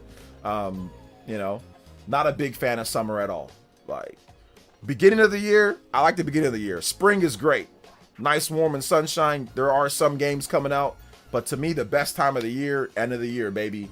End of the year, you don't got to worry about weather. And another cool thing that I'm very excited about, guys, that I've just been in a good mood. Me and my wife, we've just been in a good mood. We're finally getting some other stuff done. Getting my garage finally cleaned out. We got the person to come because, like, you know, we moved. So we had a bunch of stuff. Got rid of a bunch of stuff. Sold some stuff. And now my garage is getting cleaned up. Now we're going to build a gym in the garage. Oh, my God. I'm so excited for that. I'm so excited. I've already started putting some of my workout equipment in the garage. So now we're going to, like, make it really nice. Like, we already got it painted. We just got to, you know, do a couple. We got to get a pressure washer. Pressure wash it a bit. Probably repave it a little bit. Put, like, some of that layered ground, like, stuff that they put on there. So, yeah, we're going to have a lot more space with the garage, you know, so I can work out in there instead of working out outside, because I usually work out outside. So now, like, I can work out in the garage, so it's good, man. It's good.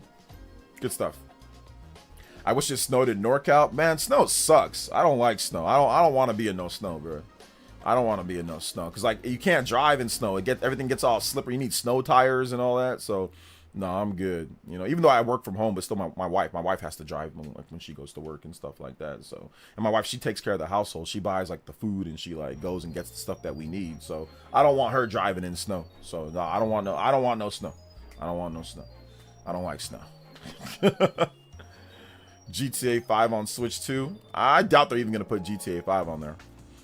Players says, hey man, why is the gaming community celebrating the death of Xbox? Without Xbox, PlayStation will monopolize everything, and it's bad for gaming industry. No, I don't think PlayStation is going to monopolize everything, because one, the Switch 2 is still around, and Xbox is still going to be around. But you're right in your sentiment, Larry.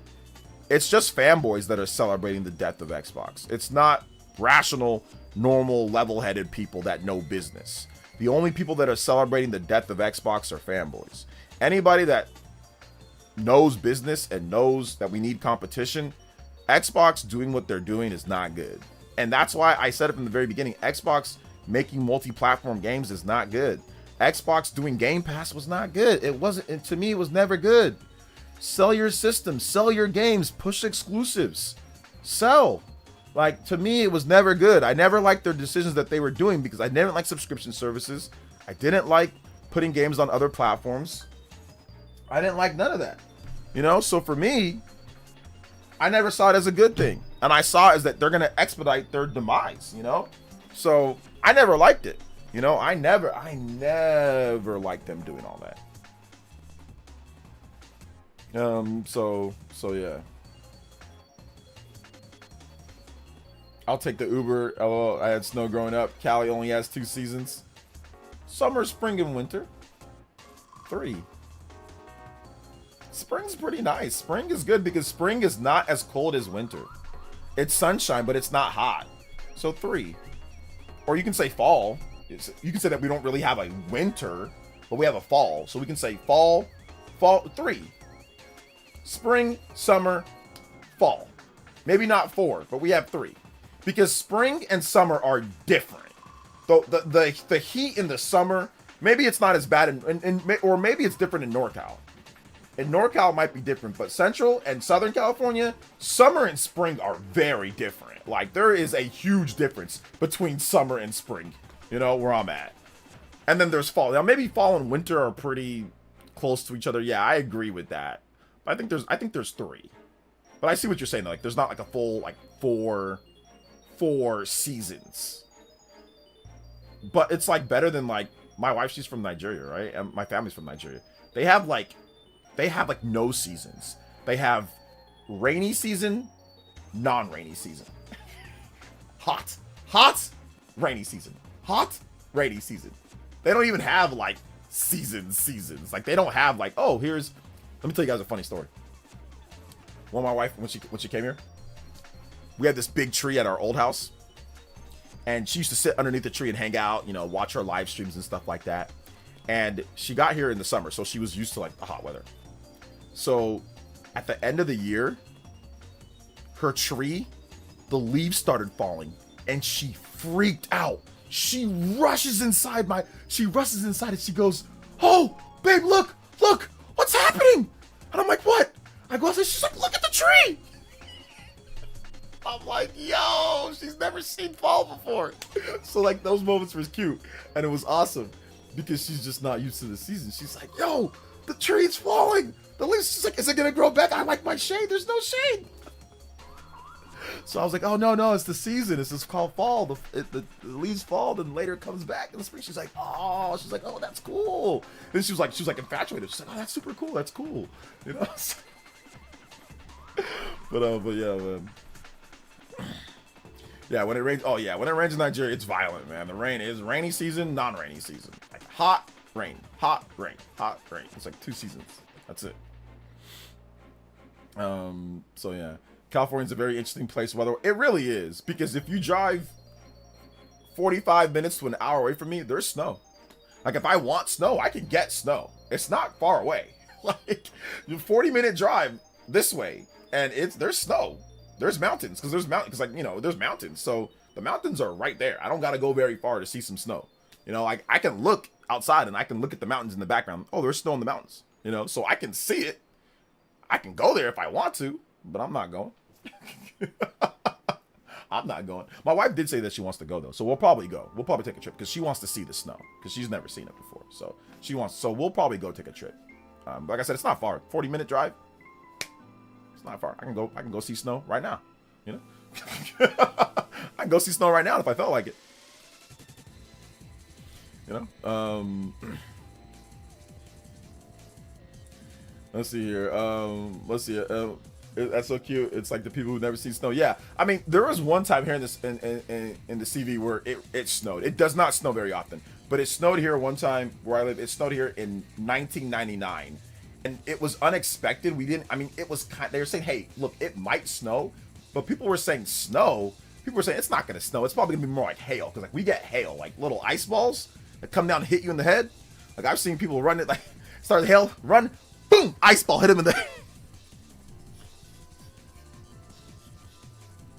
I'll never forget, man. One time, oh my god, one time, I think it was junior high, man. One time it started hailing, so everybody started running. There was like a little kind of smaller girl, and she was running, and bro, an ice ball came and just said, "Doom!" You just hear her go. She started swerving like Glass Joe from Punch Out. She's like, "Doom, doom, doom, doom." It wasn't funny, but it was not funny, but it was funny. You know what I'm saying? She started. Bro, that ice ball came like I would have swore it was the damn Lucario, or not Lucario, would have Articuno. She got hit by Articuno in the sky, fam. That ice ball came, was like, I saw it too. That was like the size of almost like a baseball, and it came. And usually hail, they're small. The hail is like small little ice balls, but for some reason, there was a super ice ball. There was a Genki ice ball, a Genki Dama ice ball. And it just came and said, bow, hit her. Usually it's smaller though. The ice balls aren't that big. But I just remember I was like, oh snap. I was like, she got clipped with, I mean, it doesn't hail very often though. It might hail like once every 2 years or like once a year. You might get hail. It's not often that it does, but sometimes it happens. So we don't get snow. We get hail. There's a move called hail in Pokemon. It's the same exact thing, like when you hit him with the hail. So yeah, man. Let's see here. I'm in Minnesota, coldest state in the country. December, February will have you questioning life, bro. I'm telling you, I've heard about you Minnesota people. Yeah, I'm good on all that, bro. I'm good on that cold. But yeah, I'll definitely have you questioning life. Because, like I said, we're not meant to be in cold. Humans are not meant to be. I mean, we're not meant to be in extreme hot either. But extreme hot, you can adapt to extreme hot more than you can adapt to extreme cold. But it really just depends. Extreme hot is really bad. Extreme cold is they're both really bad and can kill you. You know what I'm saying? So it's like, but for me, I don't want to be in a place that's too hot, which I am in a place that's too hot, but the difference is that there's an air conditioner. The problem with the cold is that, like, the cold just hits you in all factors, man. Like, it just hits you in, like, every type of way. And even when you put on sweaters, it can still hit you in a way. Like, if it's really cold, you can be wearing a whole outfit, a whole jacket, and be like, man, it's still really cold. You know? Even if you're inside, even if you have the heater going, like, cold is just, it's just too much, man. It's just, I can't deal with the cold like that. Like, super cold. I can deal with, like, cold, but I can't deal with, like, Minnesota cold. I can't deal with that. Got a question. GameStop made a video about Pokemon. You was right. I don't care, man. You're the only person who brings that guy up, Mr. Davis. I don't care. He can make any video he wants. Nobody cares. So yeah. Never heard anyone call hail ice balls, but that's what hail is. Hail is little ice balls. That's what hail. It's like these little balls of ice. That's what hail is, though, right? I'm in upstate New York. We get, yeah, upstate New York. You guys get everything because in New York you get summer. It gets hot in New York, but then it also gets fall. You see the fall, but then you also see the winter. You see the cold. You see the snow. And you see the spring. You guys get every bit of it. I'll take my 3 seasons instead. Like, I like the fact that there's no real hardcore winter here. I mean, technically, yes, we have a winter where I'm at, but it's like the coldest is the absolute coldest it will get here in Central California is 30 that's pushing it. 30 degrees at night. Like, at the peak of the cold is probably around 30 degrees, and that's not even common. It's probably more like 40 degrees-ish. But the coldest that I remember it being, maybe there's sometimes it gets to the 20s, but it's never below 0. It's never in the teens. It's never ever in the teens. 20 degrees, it's never really 20. It probably is like the coldest it will get will be like 30 degrees. 30 degrees, 30 to 40. That's it. So it's not really like winter. It's like more like just like a really cold fall, you know? So yeah. Colorado, the winter rules. Oh yeah, Colorado's super wintry.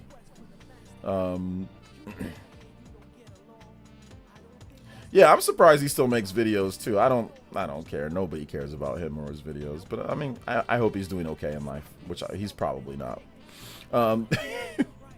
Hail is ice balls. Yeah, it'd be raining hard as heck, and the sudden rain picks up so hard, but it's actually hail destroying your roof. Yeah, hail can cook your roof. You gotta have, but I mean, most people here, because we know that we get hail, we have the reinforced roofs. You know what I'm saying? Like, we have the extra plated reinforced roofs. But yeah, you gotta make sure your roof is ready to go for hail. Absolutely, gotta make sure. Cali's still growing vegetables and fruits for the rest of us during the winter. Yup. We need a place that has that. Exactly. Here in CV, where a lot of the country gets your vegetables and fruits is right here, because you're still going to get tons of sunshine. Even in the wintertime, you're going to get tons of sunshine. You're going to get, you know, I mean, we had a drought a number of years back. That was pretty bad, but or it just wasn't raining, which is not good for the crops. But for the most part, it's been under control, you know. Let's see. I meant to say your video yesterday. Rent was due. Okay, yeah, rent must be due. Here in Jersey, haven't been as bad as about a decade ago when they used to get snow in October. Oh yeah, remember the scene in Dumb and Dumber when the dude launches a snowball at the woman's face in the maximum force? I don't remember it, but I mean, I remember slightly of something like that. But I haven't watched Dumb and Dumber since I was like young. Like I didn't rewatch Dumb and Dumber. I just used to watch it on like TV, or I think we have it on like VHS tape, but I have not seen it like in decades. Like, I don't even remember half the stuff in the movie, but I know I've seen it multiple times though. So yeah. When do we get Xenoblade 4? I don't know if there's going to be a Xenoblade 4 anytime soon. We're probably going to get a new IP from the Pokemon from Monolith Soft. So probably going to get something new. I don't know when Xenoblade 4 is coming though. I have no idea when Xenoblade 4 is going to come. I don't know. It's coming though at some point, but I don't know if it's going to be anytime soon, you know? But you know what I know? You know what I know is coming soon? Watching my video. It's actually already out. You can watch my video on the facts when it comes to Pokemon Legends ZA. So I was in Japan last week and it was like 70 degrees. Then coming back here to 34 degrees was I think a rude awakening. Yeah. Remember one summer morning in JA. What is JA? It was 60 and my cousin was wearing a hoodie. 60 with the hoodie.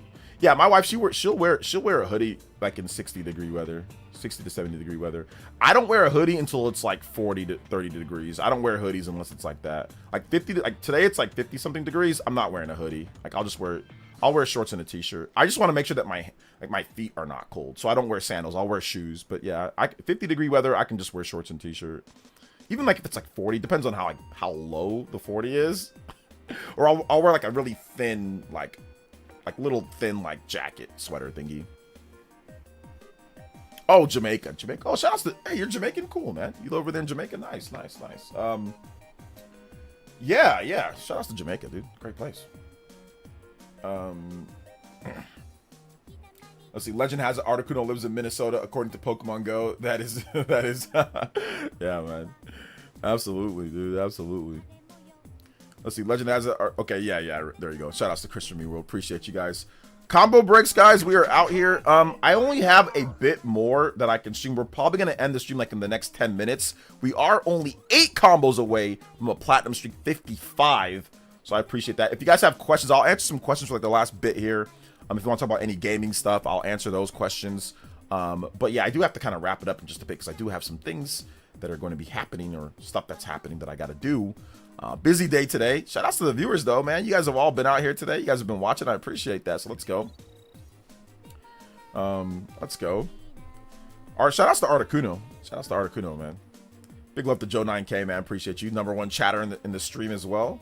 Let's go. All right, I'm good on this song for the last one. We'll listen to some Gil Street Fighter. Probably wouldn't even be called Xenoblade 4. Yeah, I mean, I guess if they did Xenoblade 4, I think they'd call it, it'd be like a whole different Xeno something else. I think it'd be called like Xeno whatever. Or they just might call it something else completely. I'm not sure. I don't think it'd be called Xenoblade 4, though. I think they definitely go away from the naming conventions of like Xenoblade, like that name. Of like Xenoblade. It might be called like Xeno something else. And then they have ties back to Xenosaga and Xenoblade, Xenogears. In Kuwait, you can literally cook an egg on top of a hood of a car. I've heard, man. I watched the documentary on Kuwait and like the heat in some of those countries, man. Yeah, it's crazy.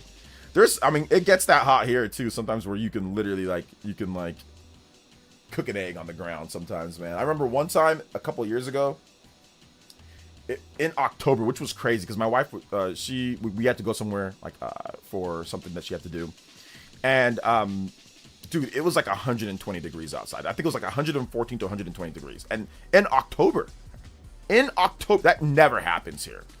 And I was like, what is going on? Why is it so hot in October? But that was like 3 years ago, like 2022. But yeah, Kuwait, it's close to the equator line, right? So that's why it's so hot there, if I'm not correct. Let's see here. Right now it's pretty chill in Dubai. Best weather. Okay, cool, nice. Dubai gets kind of toasty too, right, Elias?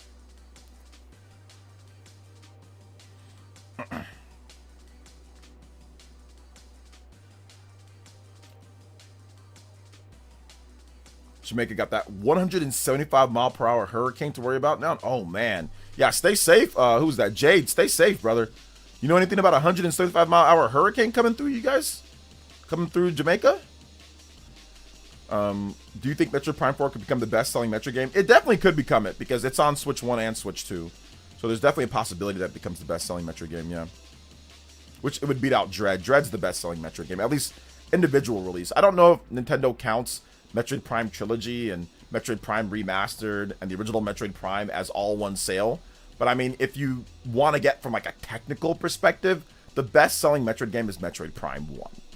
If you count up the 1 point something million on the, on the Switch 1, and then you count up the original GameCube sales plus Metroid Prime Trilogy, like Metroid Prime 1 is the best-selling game. Now, an individual release, without a re-release or anything, Metroid Dread is probably the best-selling, from what we know, at least. But yeah, I think it has a chance to do more than 3 million easily. Can't live on islands or East Coast. The hurricanes, no choke. Yeah, man, I'm good on the hurricanes or like islands. Yeah, I agree. We only have a few weeks of heat in the summer, and that's it. 131. Woo. That's hot, man. That's really hot. That's really hot. That's really hot. Okay, it says I live in the U.S. now, but yeah, I know that I know about the hurricane. Okay, you live in the U.S. now, good. So at least you're not in the harm's way of the hurricane, at least. Okay. Yeah, I can't do islands, man. There's too much that tropical weather. It's too much. I can go visit, like I can go visit Hawaii, but I ain't gonna live there. I ain't gonna live there. So yeah. See, hey, what's up, Nukem Nintendo? I love how Kirby Air Riders is so awesome and jam-packed with content, and Nintendo haters are unable to say anything negative about it. Instead, they have to try to weaponize it against Mario Kart World. Pretty much, that's the only option to do if you're gonna talk negative. You gotta do it that way. But that's like, but remember, Nukem Nintendo. Remember what I said about it doesn't matter whether it's now or whether it's later. They're gonna get you. If it's not Mario Kart World, it's Kirby. If it's not Kirby, it's going to be Zelda. If it's not Zelda, it's going to be 3D Mario. If it's not 3D Mario, it's going to be Smash Brothers. If it's not Smash Brothers, it's going to be Animal Crossing. If it's not Animal Crossing, it's going to be Gen 10 Pokemon or the new Pokemon game. At some point, they're going to get you, you know? I mean, there's still going to be negative news because there's still going to be negative stuff to talk about. But at the end of the day, we all know what's going down. You know, we all know. At some point, they're going to get you with something. So people are going to play the games and have fun. I hope we see Prime 1 and 2. I don't think we're going to see Prime 1 and 2 anytime, like, before Prime 4 comes out. But, you know, we'll see. We will see. We will see overall. We will see for sure.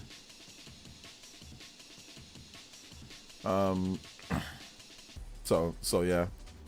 But we are going to... Let's see here. We probably, like I said, I can take a couple more questions. We can stream for a bit longer, and then I am going to have to call it for right now. We just covered AC yesterday. We just covered our ACs yesterday. LOL. It's that time. I'm in NY. Okay, New York. Hey, what's up, Just Another Artist? You're in New York. Okay, let's go. That's why so many people come from North Georgia during the hurricane season if they are affected. Oh, okay. Yeah. Yeah, the only thing that I have to worry about where I'm at in CV is, like, you got to worry about, I mean, people say earthquakes, but there's not really any earthquakes where I'm at. Like, Los Angeles, that's more like the earthquake, or, like, up north. But there are some earthquakes. I've had an earthquake. I remember one earthquake. There's 3 earthquakes that I remember in my life. There's one earthquake in the early 90s that I remember that literally shook our apartment building, and I was like, oh, my gosh. There was another earthquake, like, in the mid-2000s when I was working at Albertsons. I was working at a grocery store. And the earthquake shook so much to where, like, all the self-checkouts started going haywire. And then there was another earthquake that I remember, like, I think it was in 2018.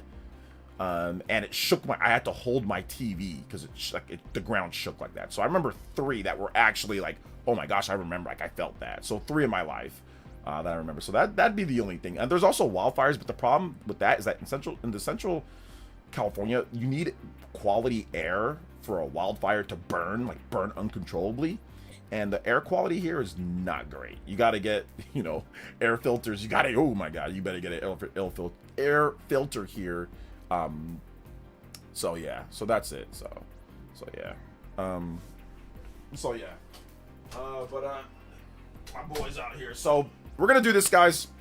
We're gonna have to wrap it up for right now, and I do appreciate everybody coming out to the stream. So thank you guys so much. Shout out to the donos today, man. Almost the platinum streak, but that's okay. We will extend it. We will do it. And it's not a normal stream, so I don't expect to do that on a normal stream. But you guys were out here today. You guys supported like crazy. So thank you guys so much for your support, man. I really appreciate it. Check out my most recent video. If you haven't seen it, check out my most recent video. I appreciate you guys coming through. Appreciate you guys coming out to the stream. Appreciate you guys just being awesome overall. And yeah, we will see you guys tomorrow for another stream. So we'll see you guys tomorrow for another stream. And yeah, hope all of you guys have a great day. So thank you guys so much for watching. Thank you. Shout outs to Joe9K and shout outs to Cyber T for the big donos as well. Thank you guys so much for that. Shout outs for the JoJos and all the Elite Ninjas and everybody here that contributed, everybody here that talked, everybody that here that lurked, everybody, seriously, thank you guys so much. All right, guys, love y'all so much.